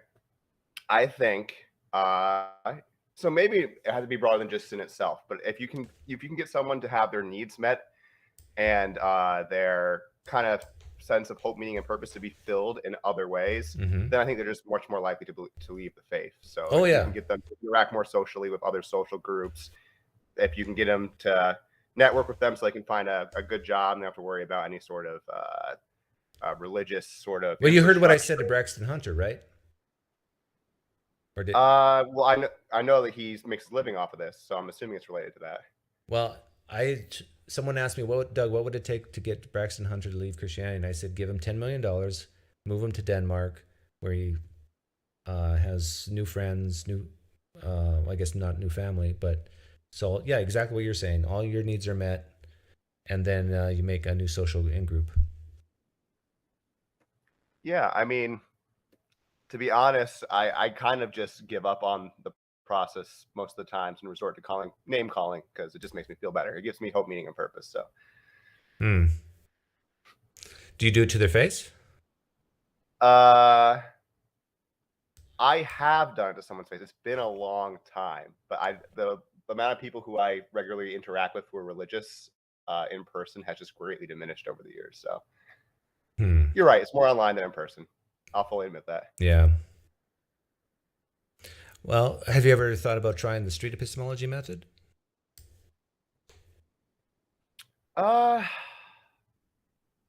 Not particularly. I feel like you can get to the similar sort of like Socratic sort of method and just asking questions about having to go down. So I guess maybe it is street epistemology then. I just don't stick to a script in particular, I guess. Well, I think most street epistemologists don't stick to a script either, other than just to ask people why they believe what they do. Right. So I guess there's usually not time for making statements or giving opinions. You're just asking questions usually in the street epistemology method. So I don't fully keep to that, but I do like, I ask lots of questions. So I don't know if that's enough to make me a street epistemologist, but hey. Yeah. My other strategy would just be to like have people to listen to Imagine on a 10-hour loop, and I feel like that works pretty good too. So. Hey, Tyler Vela's, someone told me. Yeah, I see. Hey, Tyler, did you want to hop on? You're driving between job sites and only have like 10 minutes? Yeah, hop on, Tyler. Just click the link and don't get in an accident. But I was going to ask you something, Gabe. We were talking about street epistemology, and then we were talking about kind of methods, how I kind of just give up and get angry sometimes, and then just the needs being met. What do you think the real reason that people is? Because I share your sentiment. I get the idea that it's almost not worth it anymore. But what's causing this divide of not even wanting to talk to each other? I just think if you can get some sort of you can call it a vibe or some sort of feeling that someone is actually genuinely open to having like their mind change, even if it's in a small way, like about a small belief, for example, that will just be way more likely to continue in conversation. I just feel like with militant theists, oftentimes there's just this understanding that this person is just not in it to even consider changing any of their beliefs. And so I think whether that comes to religion or politics, that just makes people more likely to just be frustrated and give up because they're like, this person is closed-minded and they're not going to listen to anything I say. And so, but maybe the goal is wrong. Maybe the goal is not to change people's minds, but just to understand each other. That is true, but funny enough, I think the people who are willing to take that approach are the people who are more likely to have their minds changed on a certain issue. So someone who has that kind of open-mindedness about that is more likely to be open-minded about that as well. So yeah, I share that. Sometimes I'm like, I don't even need everybody to agree with things I'm taking, but like understand where I'm coming from in many ways. And then I'll be like, hey, at least you understand where I'm coming from. Because especially when you're talking about how religion is pretty good at filling that community need a lot of people have. And so if you feel like you don't have a lot of people who understand where you're coming from, I could see where that would just feel way different in your everyday life than say if you're part of a pretty robust religious community. Yeah. Yeah, it's a bit of a deceptive. I agree with you that when you have an attitude that you just want to understand the opposing side and you're not trying to convert them to believe like you believe, those people are actually the most likely to change. But like, to be honest, I would say the vast majority of Christians I meet and even people politically that I disagree with, I don't want them to join my team or choose my side. I just want them to understand me and I understand them, and that's it. I think it's gets to the point you just brought up many times, which is the more salient hell is as an ultimate destination for people who don't believe, I think the more that just radically changes people's behavior. Whether they don't want anything to penetrate their defenses. They don't want, I don't know. So any sort of doubts that might come in just leads to serious insecurity, which means, cognitive dissonance and discomfort, or, with that being the case, you also have a desire to really, really change someone's minds to some extent through whatever means necessary. So if a fallacious argument does it, then, how bad can it be really? Like maybe they wouldn't say that out loud, but like, hey, it's a cumulative case. It doesn't matter if all these arguments are perfect. Maybe one of them is good. So we just throw a bunch of stuff at the wall, see what sticks. And if it ends up meaning that you get saved from hell, then it's worth it. Yeah. I predict over the next decades, eternal conscious torment's going to go away in the U.S. I mean, that yeah, belief. wokeism is going to take over, Doug. So no, that's dying off too. I think it's getting into religious communities more. Hey, Gabe, sorry to cut you off, but Tyler, you know who that is? He wants on here, and if you don't know who he is, just watch. So I'm going to let you go. Sounds good, Doug. Okay. Hey, Tyler. Hey, how are you? Good. You're driving? I am driving. How are you doing, Tyler? Good. I don't know if the Bluetooth is coming through. I don't hear you through my Bluetooth, so. I hear myself as an echo a little bit, but it's not too bad. Okay. Yeah, you're just coming straight through the phone, so I'm not sure what that is. But how are you?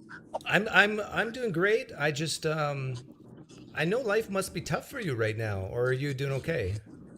No, I'm good. Life's no, life is good. Even though people say because you were a Reformed Calvinist, that's why you left Christianity, that you're doing okay with that? Yeah, I mean, I've never been a thin-skinned individual, so it doesn't bug me, and the people who love me, and it's it's fine. And I've said before, like I understand why people are. It actually doesn't bother me when people are being theologically consistent and say, okay, well, within Reformed theology, if I left, right, and if they're more nuanced, they're going to say, if I leave and I fully and finally, die in my apostasy, that's how the confessions would state it, then I was never a true Christian. Like, I get that theologically. That's the metaphysics. I understand it. The ones that just, they don't bother me, it's just obnoxious, are the ones that are like, oh, you left for, and then, fill in the blank for whatever type of, false flag narrative. They're gonna make up my own psychology, even though they don't know me whatsoever. Those are the ones that are just obnoxious, but they don't, they're usually from people I don't even know, so I don't really care that much. Have you watched the videos I've done about you? I did. Yeah, and I appreciate a lot of what you said. I mean, I still have obviously some strong worldview disagreements. I'm still a theist. There's still some disagreements, but I think you've actually been pretty charitable, more so than some of the others. Although I've had some really good, like the Minstrels group did a pretty good response.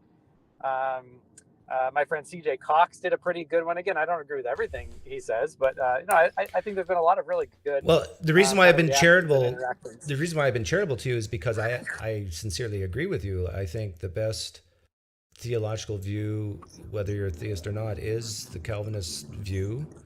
And I do think the reasons why you left, and I'll steel man you here for people who don't know. Tyler used to be a Christian. He's no longer a Christian, and he left Christianity. You can correct me if I'm wrong, because when you looked at classical theism and how easy it was to defend and how powerful the arguments were, and then you looked at more the historical view, the biblical view, and you just found yourself saying, this is crap compared to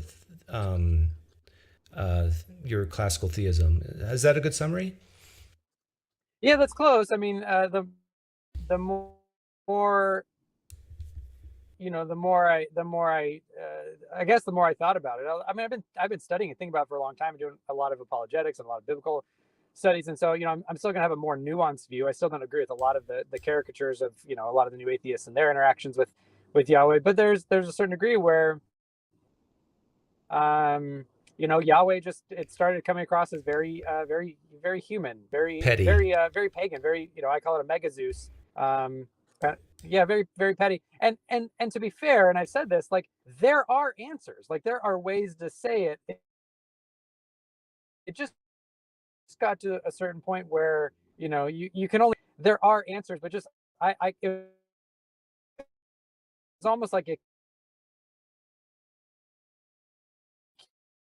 cumulative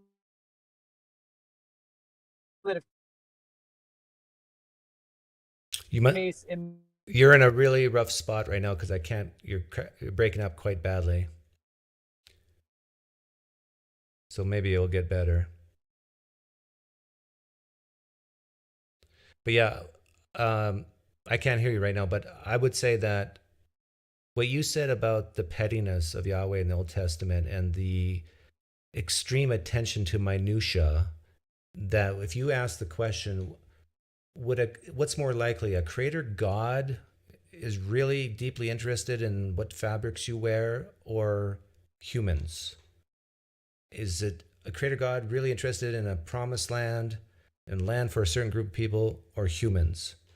And I entitled that video "The Argument from Pettiness," and I think it's really powerful. But try talking again. Let's see if I can hear you. Yeah, he left. Car accident incoming. Hope not. Maybe he'll call back in.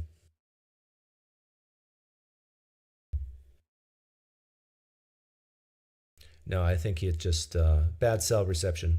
I was a Reformed Calvinist for 20 years since high school. Historicity killed it all for me. I relate so much with this guy speaking. Yeah, and my desire for Tyler to become an atheist is 0.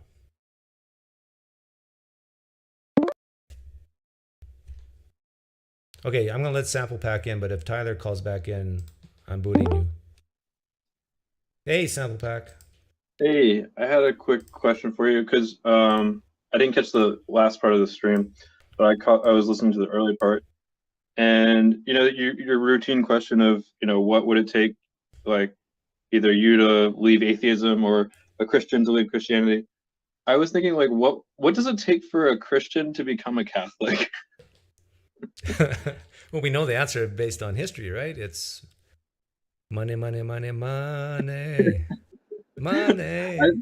I thought you just like discover that the Pope is like the true like heir of the church or something. Yeah, well, that's the excuse you give.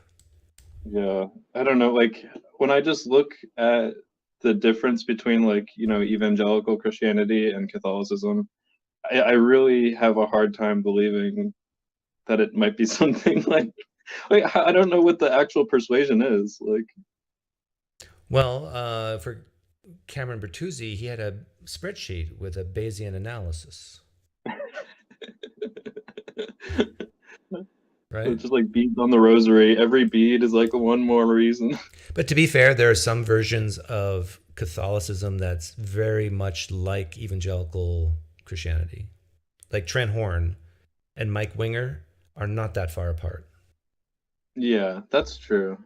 I think that there's something to like the mysticism that people like. Yeah. And that like that feeling of like, oh, like being in the big church and being like, oh wow.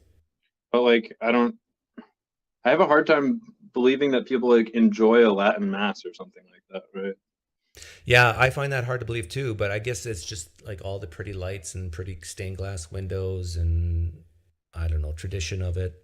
Like it does, the tradition is powerful because it helps people be rooted in their past and that helps them be rooted in their future. So I get it. There was someone talking the other day, they were saying how much of a difference it is for someone who grew up Catholic versus someone who converted to Catholicism, and how those two people are like night and day. But it is an excellent question to ask Christians, for example, what would it take for you to convert to Islam or a different version of Christianity? Because then they can start to think like an atheist, right? Yeah, well, I think Catholicism is a good, like the best example because it's so, the schism is like between Catholicism and like evangelical it's like they kind of recognize that the other is Christian, but they're also like, Yeah, they don't want to come out and say it, but yeah, they don't. Yeah, exactly. They don't think highly of each other. Yeah, but I'll let you go. Okay, take care. But and if Tyler, if you are in a good spot, you can call back. No pressure. Tyler was going to help me with some philosophy of free will. You can do that now, Tyler.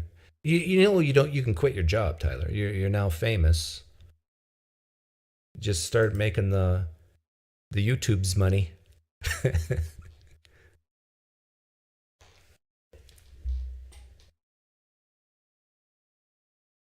I often tell my parents to keep praying for me. Yes, Johann Pretorius, that's the way you do it. Because it shows that you're thinking like them, and that's good advice from their point of view.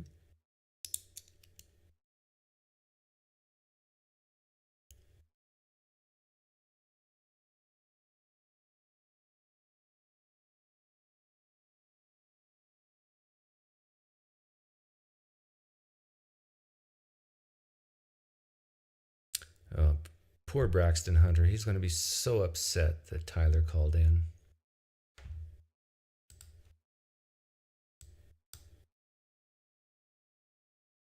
It's interesting, though.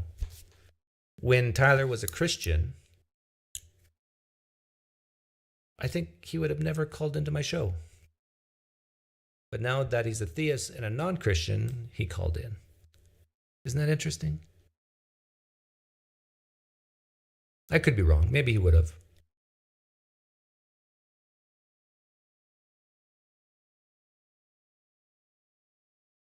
How do you feel when you hear Andrea Bocelli and Mormon Tabernacle Choir perform the Lord's Prayer in the temple of the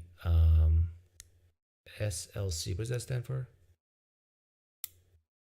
Something cathedral? Yeah, this was what I was getting at earlier. If you want to try to convert a militant atheist, you have to use those types of word pictures of majesty and glory that appeal to them. Like, I tear up when I hear Ave Maria or some other great operatic songs. Salt Lake City, of course. Like, you think I'm dead inside, but I've told you I'm dead inside, but I do cry at these things.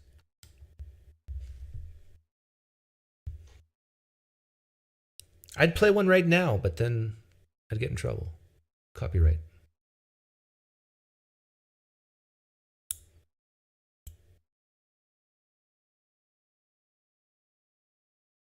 Sparkled Banner.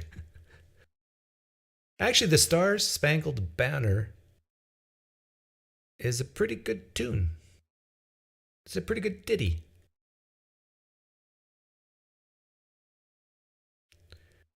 Talk about what, Zeleni? I don't mind talking to communists like you.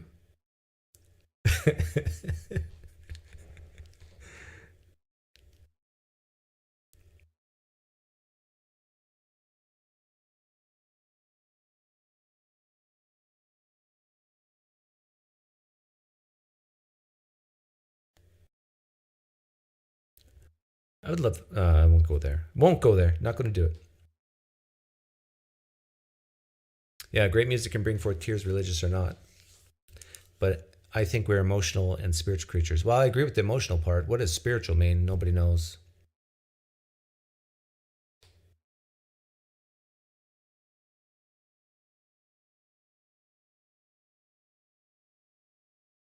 About free will and omniscience. Oh, do you know what Tyler was going to say to me to Zeleni?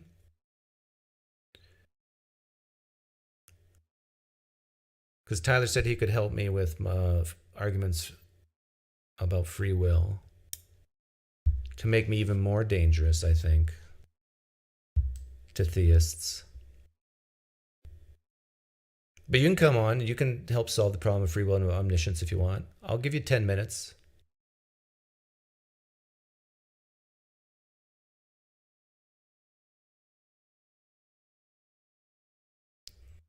Who's the better team right now, Kip? Is it Edmonton or Calgary?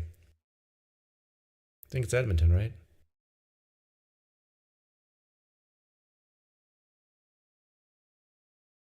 But if you're going to come on, Zeleni, do it now. I'll ask you questions. If God knows the future, then we cannot do otherwise. Discuss.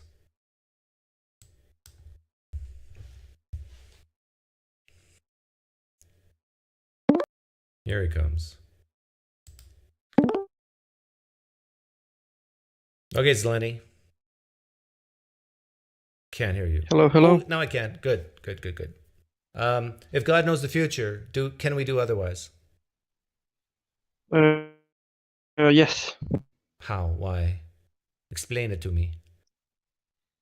I think there are two ways to explain it. So one is Greg Boyd is a famous guy who takes this view.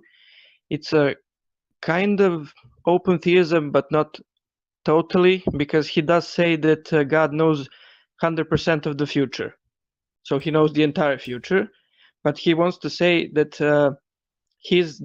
the disagreement with other theists is what the future consists of.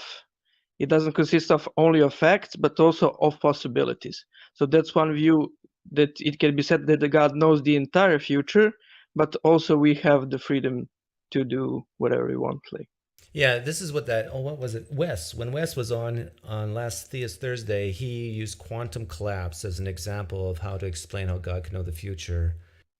That was bad. That was bad, but you know what you just sounded like him. That God knows the possibilities. That's what he said. He wanted to say that God knows both the possibilities and the actualities because they kind of collapse. It was kind of a messy presentation of what quantum physics is. Okay, do you say God knows the actualities? I think that, yeah, this view is a good view to take, that God knows both actualities and possibilities. Okay, so if God knows the actuality that you're going to die at the 83, do you have the free will to commit suicide tomorrow?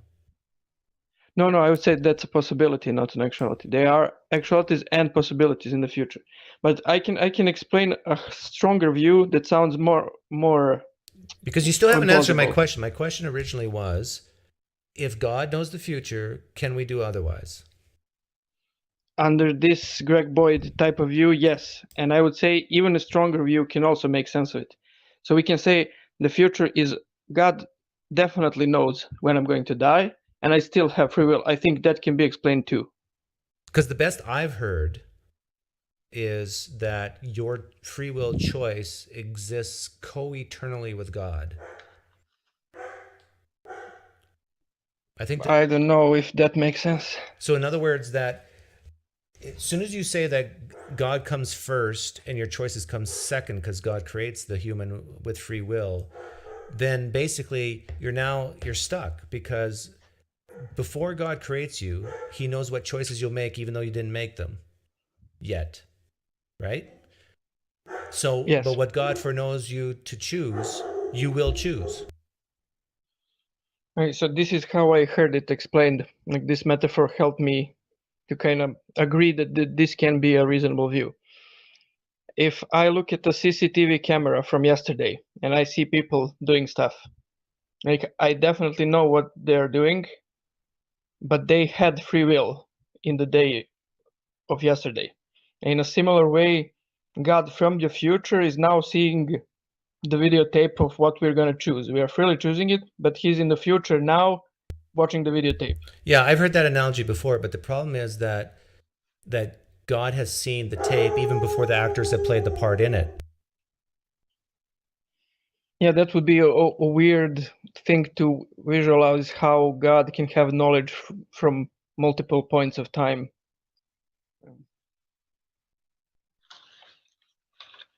But I think that's the weird part, that like under this metaphor or whatever, like, it seems that we can both have free will and God knows what we're going to do. It's just weird for us to imagine that type of knowledge, that type of person that could know such a thing. Yeah, I still haven't heard a good explanation, because God's knowledge precedes the choice and it's not the choice that precedes God's knowledge. That has to be under true.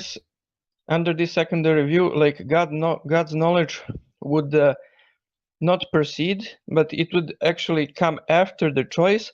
But he can take that knowledge that comes after and like kind of see it from before, in some sense. Okay, but then you have to have this weird view of time.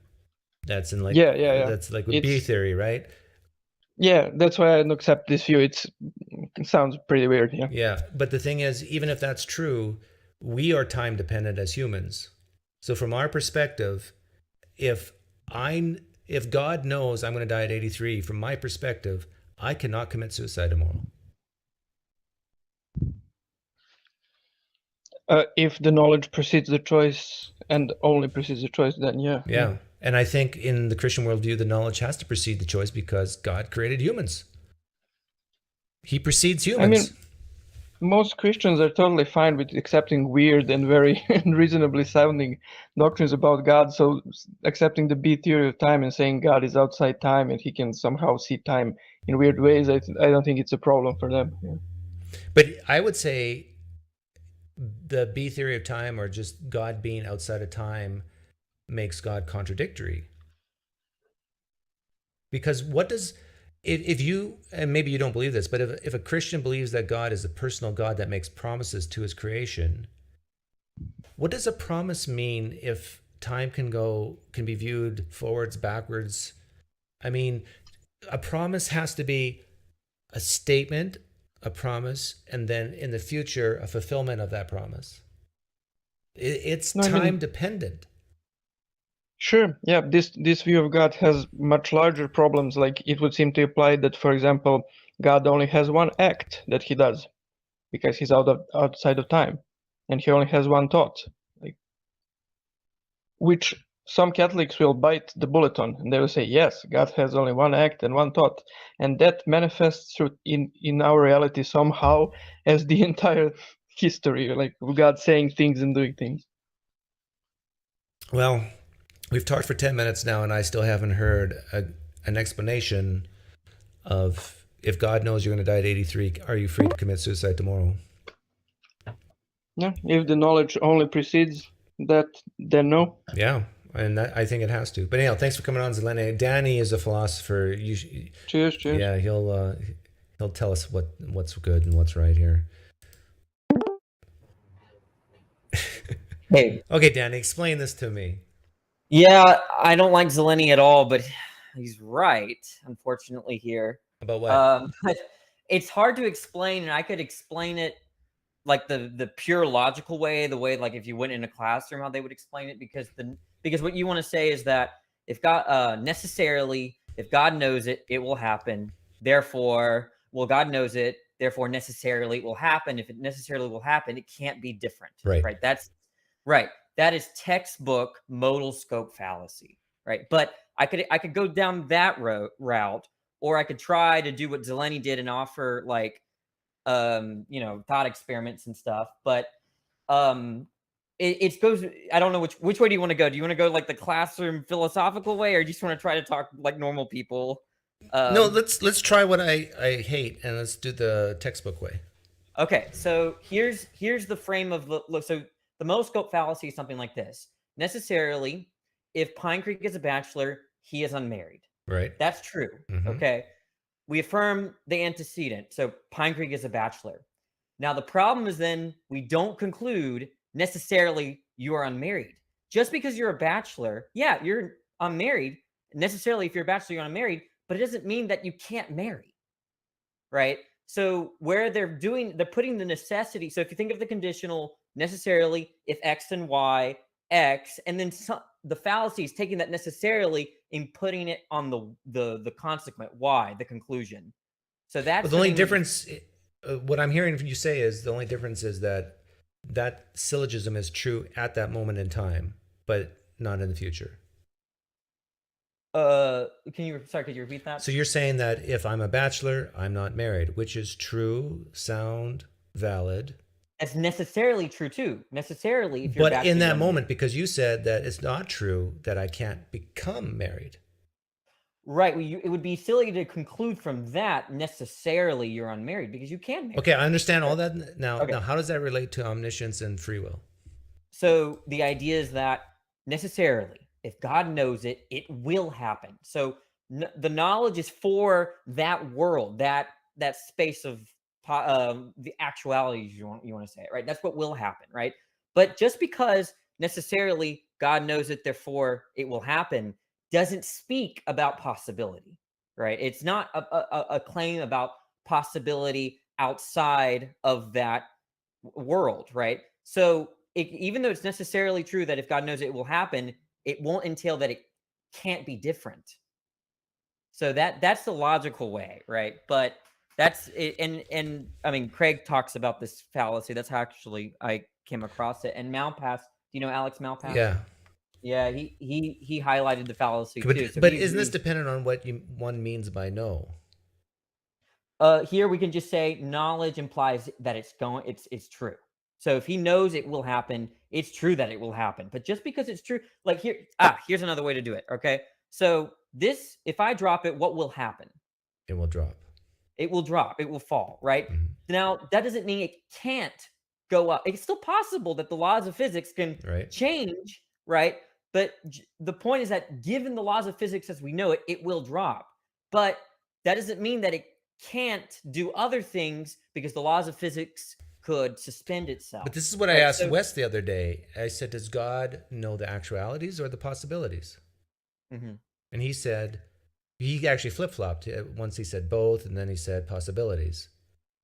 Yeah, and so the point, what they're going to say is that you could have done differently, and if you did differently, God's knowledge will be different. Just like in the physics case, if I drop this and it starts floating up in the air, that means the laws of physics are different. Okay, but so the idea is that God's knowledge chases what happens. So see, yeah, but that's a tough bullet to bite. That God's foreknowledge chases the human decision. Yeah, that's what the Molinists want to say. Of course, the Calvinist is going to be like, no. But either way, the point is that whatever you did, is going to sync up with God's knowledge, or vice. In terms of whether, that sense of sovereignty that the Calvinist wants, that doesn't have to do with God's knowledge. That has to do with something else, right? So God's knowledge doesn't make him sovereign. What makes him sovereign is that he pushed the first domino, right? So because you can imagine a weak God, a God that can't do anything, evil, but he knows everything, right? So he kind of like in Greek mythology, the Fates, they don't really do very much. Like they're not like all powerful things, but they know the future. And so you can, and so you can imagine that kind of God or that type of being. It's just not going to be sovereign, right? So that's the issue with but in traditional or evangelical Christianity, at least, they believe that God knew choices before they were even created.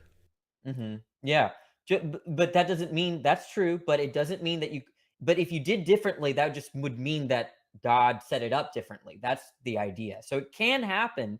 Things could be different so long as God had a different from plan our perspective. But from God's perspective, does he ever say, okay, I know what Danny's going to do this Friday. Oh, he changed his mind. So I got to change my mind now of what I know he's going to do. Oh, he changed it again. Now I got to change again what Danny's going to do on Friday. That's kind of what you're saying, but that seems like ridiculous. I know it feels that way, but that's not what's going on. The point is that if God knows I will do something tomorrow, I will do it. But we don't put any notion of in philosophy we call it modal terms, right? Nothing about possibility or necessity has been included there, except okay. But then what you just said is then what I'm saying is right. If God knows you're going to do something tomorrow, you're going to do something, and you can't do otherwise. No, but that's the fallacy. Where are you getting can't from? Because then he didn't really know. The point is that he can't. This is the way you should frame it. You can't do differently given what he knows. There's no problem there, right? If it's true that if he knows it, it will happen, and it can't be different given what he knows. But you can't say if he knows it will happen, therefore it can't be different. That's where you get in tricky territory. Okay, and this gets now under the system. Time goes forwards from our point of view, right? I don't think time is that relevant. Look, let's do the laws of physics thing. Given the laws of physics, this pen will fall, right? And it can't do differently given the laws of physics. Okay. But we cannot say that given the laws of physics, it will fall, therefore it can't float. But that's the problem. Okay, but God knows the laws of physics. He knows everything according to the Christian worldview. So given all that knowledge, he will not be wrong about what he knows. So it's given. True. So it's given everything. That's true. That's no problem. But the point is that you can't conclude from there the sentence, therefore it can't happen, without qualifying all the stuff like about God's knowing. But I just did. I qualified God knows all the there's no problem givens. there. So if I say, if you're going to die, if God knows you're going to die at the age of 83, you cannot commit suicide tomorrow, given everything God knows. Perfect. There's nothing wrong with that. Right. But what the libertarian is going to say is that's true. Given God's knowledge, that's what will happen. However, that doesn't mean that I can't do differently than what I did. Just simplicity. That sentence alone is going to be false. That you can't do otherwise. Yeah, that's going to be false isolated, right? It's not going to be false given the stuff that, God's knowledge. Does that make any sense? But isn't that almost assumed that if you're thinking of an omniscient being, he knows all things, like given all those things, he knows all those things. So he knows. Well, think about what the statement, it means that let's say I can't eat breakfast tomorrow. What that means in logic is that there's no hypothetical where I do that. Whereas obviously there's hypotheticals where I do that, but it's true the conditions might be very different. But for God's knowledge, for the traditional view of omniscience, there are no hypotheticals. Well, God could know. Okay, yeah, you're suggesting that God's knowledge is fixed. Yes, because they're not going to say that, right? God could have. God has free will. He can decide to set things up differently. His knowledge will be different given him setting up things differently. Well, I know at least some Christians will say God's knowledge is fixed because time is fixed. The future is fixed. Okay. Well, that might be a separate issue. But the point is that I think I just tried to explain it. The point is that we can't just say that given God's knowledge, this will happen. Therefore, what will happen is the necessarily will happen. That's you can only say necessarily will happen if you put the necessity before all the conditions like God's knowledge, laws of physics, whatever. But what you said was interesting about God having free will and therefore he can change things. Well, the point in this world, he made us to where we converse, right? So God knows we'll converse given the starting conditions. Now, if God had different knowledge, that means he set it up completely differently than what he did in this world. In some other possible world, he set it up to where we're not talking and we do different things, and his knowledge is completely different. But he knows which world of possibilities he will actualize and what will happen in that world. Right? He knows this. Okay. So he knows all the possible worlds, but he knows the path that will actually be taken. Yeah. So I think your yeah, it sounds like do you know what necessitarianism is? No. It's like the view that like there's only one possibility, one world, right? Nothing could be different than what it is, right? Doesn't even make sense that things could be a different way. And that is a worry that theists have, right? If God's ways are fixed and everything is explained by his nature, then nothing could be different. Right. Right. So that's a worry that they have to overcome. And you have to inject randomness somewhere, and theists don't like that, right? Especially they like that principle of sufficient reason and contingency argument crap. But yeah, that is a worry that they have to but that's all I came here to explain. But if for those that are interested in the name of the fallacy, it's called the modal scope fallacy. And a lot of atheists make it. They just have to qualify that, look, you can't do differently given what God knows. Nothing wrong with that. But you can't conclude that it can't be differently just unconditioned. Just because God knows it. Yeah, but that's only a fallacy if you come from the assumption that what God knows is changing on a dime based on people's choices. It would just be, but remember, it's complicated because God's knowledge is different. It's not changing, right? Because look, you can imagine two possibilities where God knows X throughout the entire timeline and another possibility where God knows Y in the entire timeline. There's no change, right? There's just different hypotheticals, right? Just because there's a hypothetical in which we decided not to get on YouTube, right? That doesn't mean that we're changing in the actual world. So they're going to say, no, God's knowledge is not changing. It's just different in a different possibility. And then if there's a possibility where God's no differently than we do differently. That's the idea. Yeah. It's not fun. I know. I honestly don't see how anything you said helps. Helps them. Helps who? Helps me. Does not help who. Oh, well, I'm just saying that I don't want to repeat. Yeah, I think I understand your point of view, but Like, it's not like God's saying, well, if given this situation, what would Doug choose? Given that situation, what would Doug choose? God knows all the situations. He knows what I will choose given that situation. Mm-hmm. And if he knows it, then given what he knows, it cannot be otherwise. Right. But the libertarians they're gonna be like, fine, but God's knowledge is what they would say logically after your choice. Yeah. That's what they're saying. And that, I think, is a hard bullet to bite, because God preceded humans and he knew these choices before they were even created. He is the source of all choices, all things. So to say that God has to, in a way, wait for you to choose, for him to know what you choose, I mean, that's ridiculous. Right. This is why people like James White don't like that, because they're saying, wait, are you saying there's things out there that God is not in complete control? Like, because if his knowledge is chasing your decisions, then how are you saying that, like, he has the total sovereignty, right? Right. That's their concern.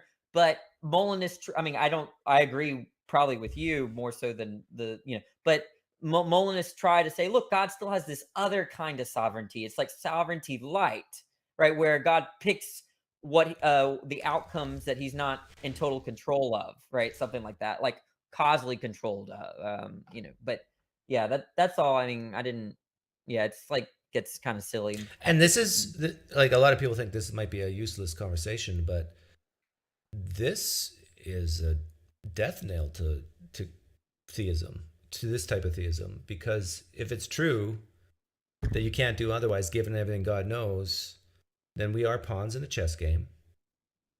There is no such thing as libertarian free will, and God's responsible for every evil act that ever has been. Yeah, I don't think there's any way they can win here, because, well, first of all, I'm pretending that libertarian free will even makes sense, because I think libertarian free will is ridiculous, okay? But if we're pretending that libertarian free will is actually a thing, then what the bullet that the Molinists and all the libertarians are going to bite is that, hey, God's not really in control whether you're like saved directly. He's only indirectly in control of it. And then you're just that's such messy language. What does it mean to say that God's indirectly in control of it? And then people like James White are like screaming, like they want total control, and yeah, it's just a mess. Yeah. All right. Well, you still having fun on TikTok? Yeah, I mean, I don't know. Do you ever watch my stuff on TikTok, like my lives? I watch some of your stuff when you post it back on YouTube. Oh, okay, yeah, I have like 18 uploads of like over 2 hours. You're right, by the way. Like, the level of apologetics is abysmal on TikTok, right? But that can be good and bad, because the first good thing is that I've gotten one pre-supper, right?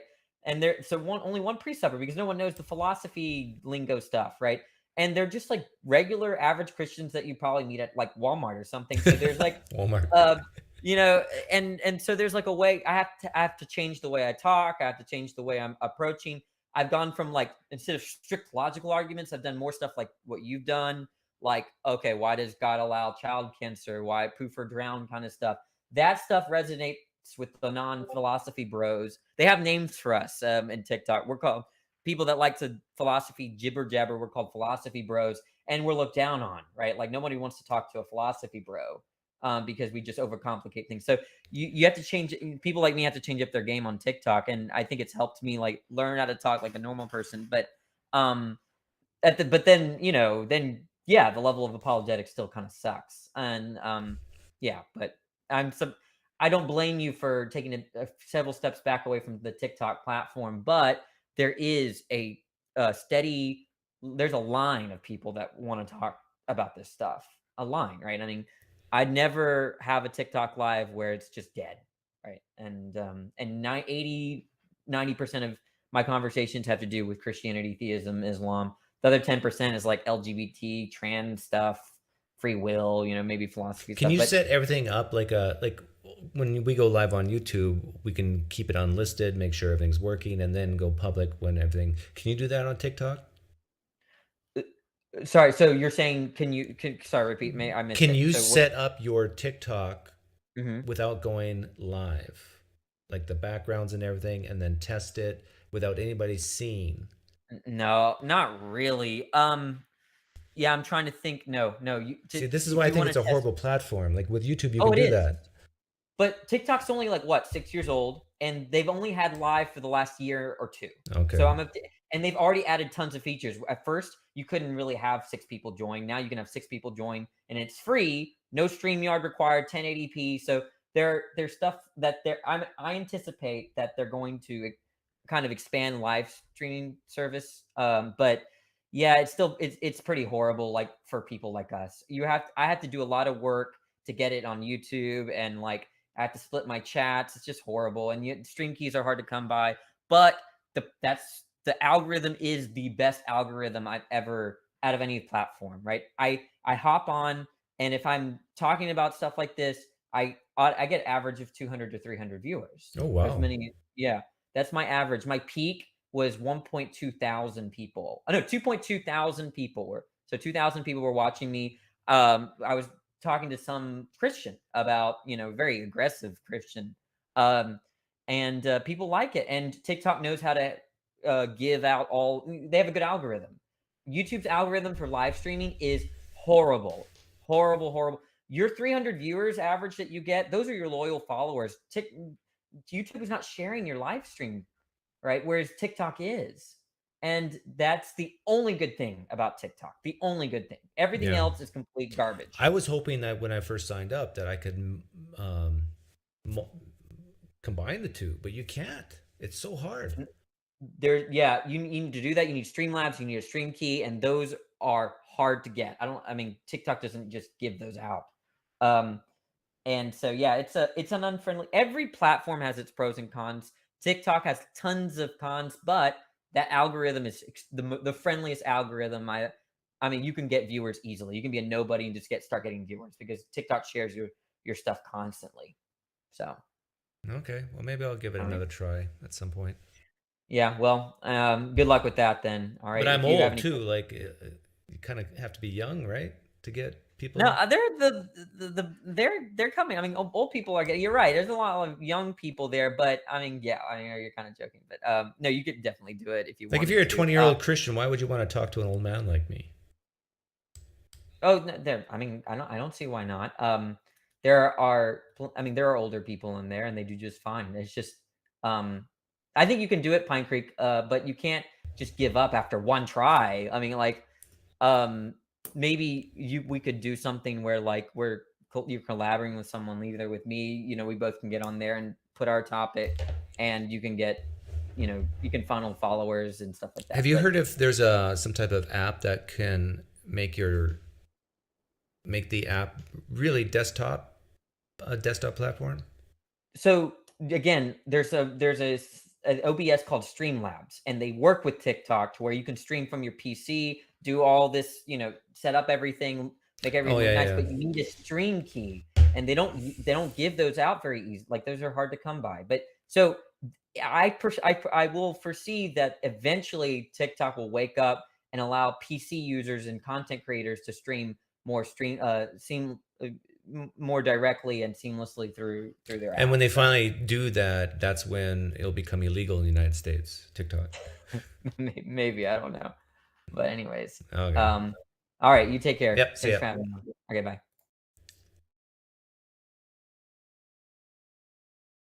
If I was a Christian right now, I'd 100% want to talk to Doug. Well, but you're brave, Jerome.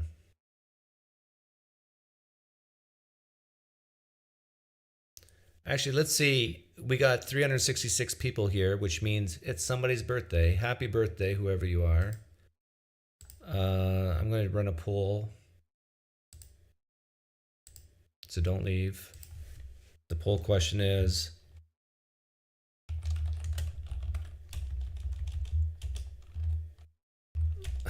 what are you?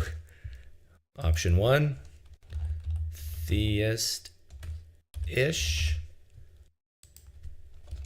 atheist-ish, or agnostic-ish.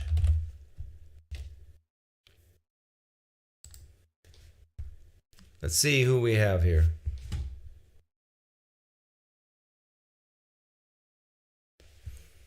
Okay, I'm not going to look. I'm going to make my prediction.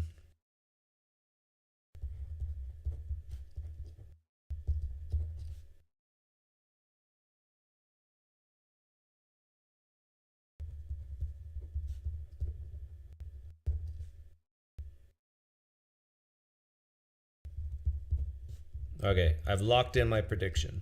Everybody vote. Yeah, so if you're not one of those three, pick the one that's closest to you. I know there's other options, but pick the one that's closest to you. That's why I put the word ish in it.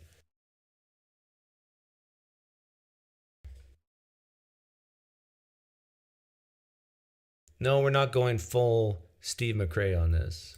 I mean, what do you identify as? If someone were to ask you on the street and you verbally utter the words without having to go through a million definitions, you just, hey, what are you? I'm this. Have a good day. Bye. And I wrote down my prediction before I looked. And once we get the majority of you voting, don't worry, I'm not going to capture your soul. You're not going to be on my mailing list if you participate in the poll. All you have to do is click. It's confidential. Nobody will ever know. So even if everybody thinks you're a Christian or a theist and you're really an atheist, you feel free to make this your first baby step.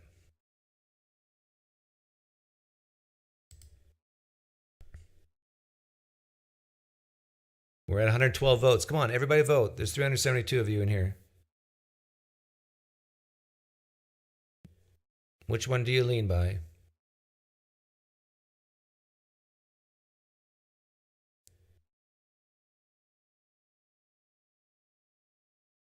I don't understand why people are scared to vote. Maybe you're driving and you can't press the button on your smartphone while driving. Okay, I understand that. But all you have to do is press a button. I want to know.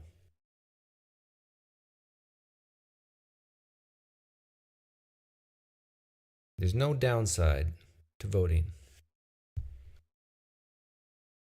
Although God will know which button you've pressed.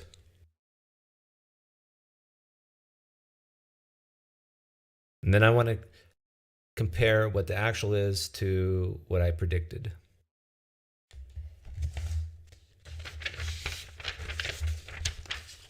It wouldn't let you vote? Are you not signed in? Maybe you have to sign in into a YouTube account to vote? Or maybe it's just because you're Canadian and YouTube hates Canadians.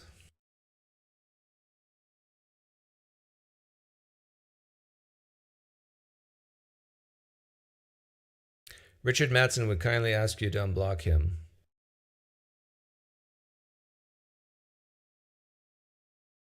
I don't know why I would unblock him. Does he have something important to say?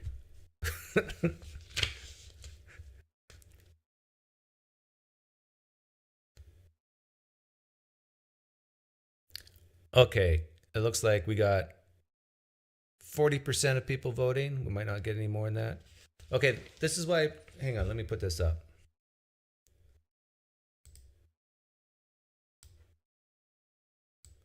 For posterity. 10% theist, 79% atheist, 11% agnostic. This is what I predicted.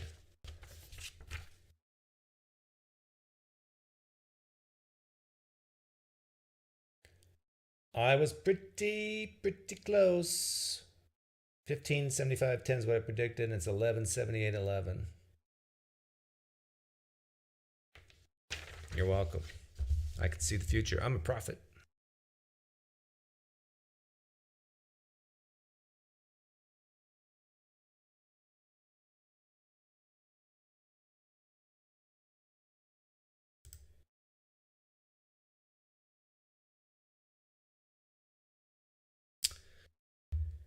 Yeah, I still don't.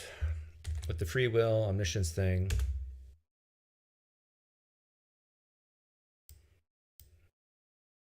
I think my questions are still good ones, and it still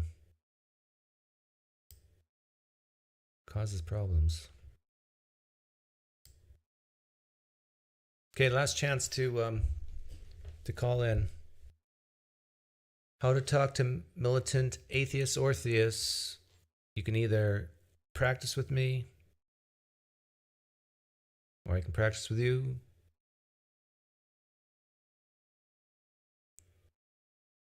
I'm more accurate than the poll. Yeah, I had foreknowledge. I knew what you guys would vote, and you had no free will to do otherwise, given what I know. How was that, Danny? Pretty good, right?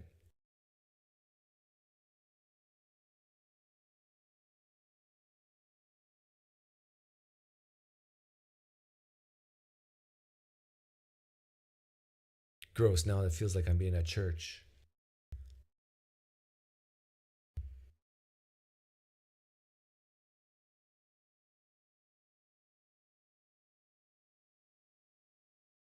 I think the only around the problem of free will and omniscience is to limit, weaken God's omniscience. And then you're done. Just say that God doesn't know the future. He can predict it, maybe 51% of the time.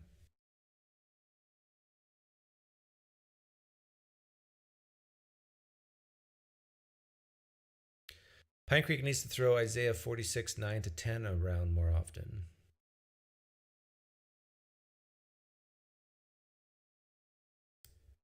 You think verses get Christians to change their mind?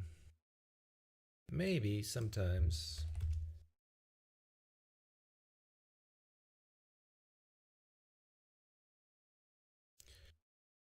But yeah, I agree with you. This is...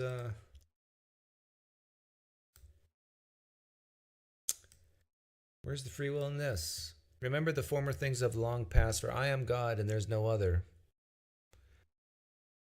I am God and there is no one like me, declaring the end from the beginning and from ancient times, things which have not been done, saying, my plan will be established and I will accomplish all my good pleasure. Although it says will be established, not is established. So maybe it's not established yet. Oh, there's so much wiggle room.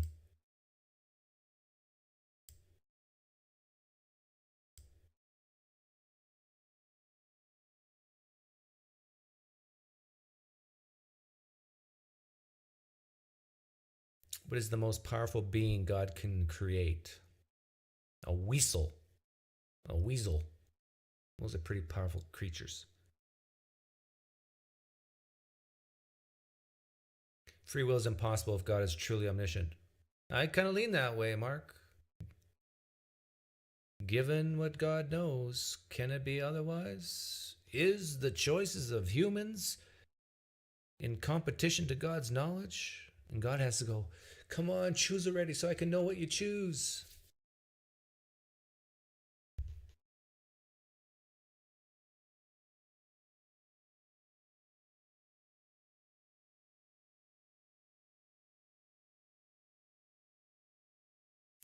So if you came late, I gave advice on how to talk to atheists, gave advice to theists, atheists on how to talk to theists, and I reviewed Greg Kokel.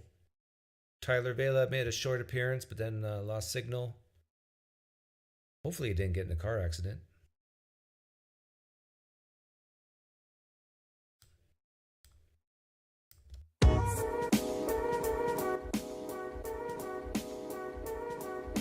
And tomorrow night, 8 o'clock, no, 7 o'clock Pacific, 7 o'clock Pacific, I will be live. All right, and I might do the PineCreek politics thing tomorrow morning, or noon, in there somewhere. Check out my PineCreek politics channel, where I get people to be mad at me. This channel is to get Christians mad at me. My PineCreek politics channel is to get atheists mad at me. Because I'm fair. I like to have both sides get mad at me.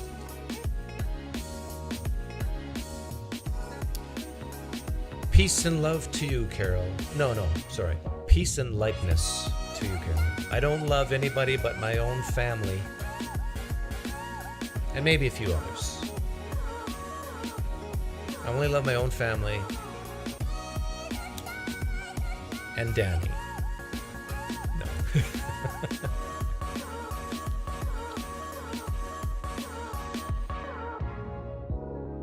I only love my own family and Tux.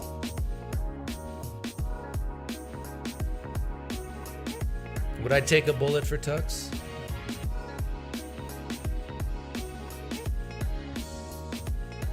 Yeah, I would. I definitely would take a bullet for Tux. Try that. Try saying yes and shake your head no. It's really difficult.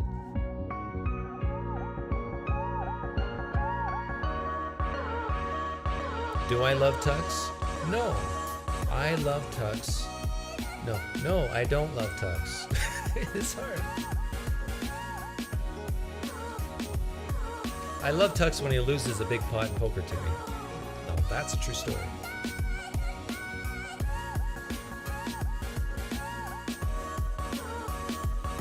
If you want to meet Tux in real life, what you do is you email me, and I will give you the details on how to meet Tux while playing No Limit Texas Hold'em. And you will not be disappointed. He will give you hope, meaning, and purpose.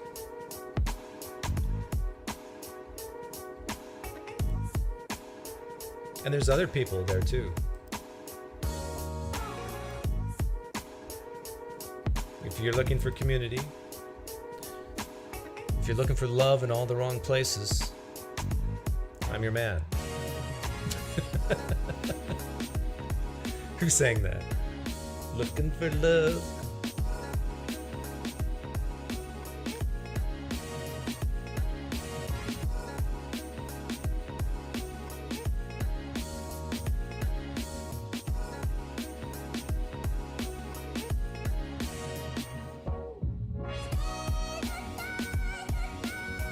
Can God create a being that can create a planet out of existing material? Of course, Mason Drive. That's just science. Mormons do it all the time.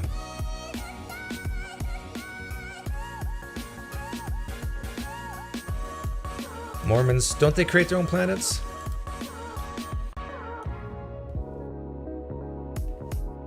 Or they just get their own planets that God created? No, but they become gods. So yeah, they create their own planets. Now, Mormonism, that's a fascinating religion.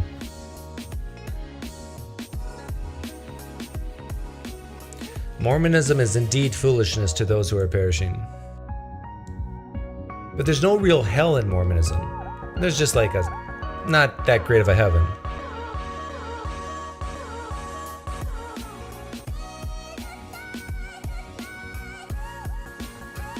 Theists think God made everything out of nothing.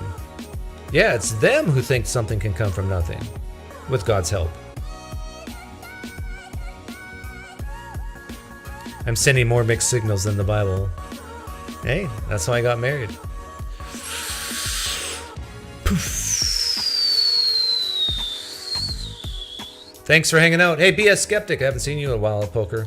Come on down this Sunday. Wednesday. Have a great day, everyone. Tuesday night, tomorrow, I'll be live, and maybe tomorrow morning on the PineCreek Politics channel.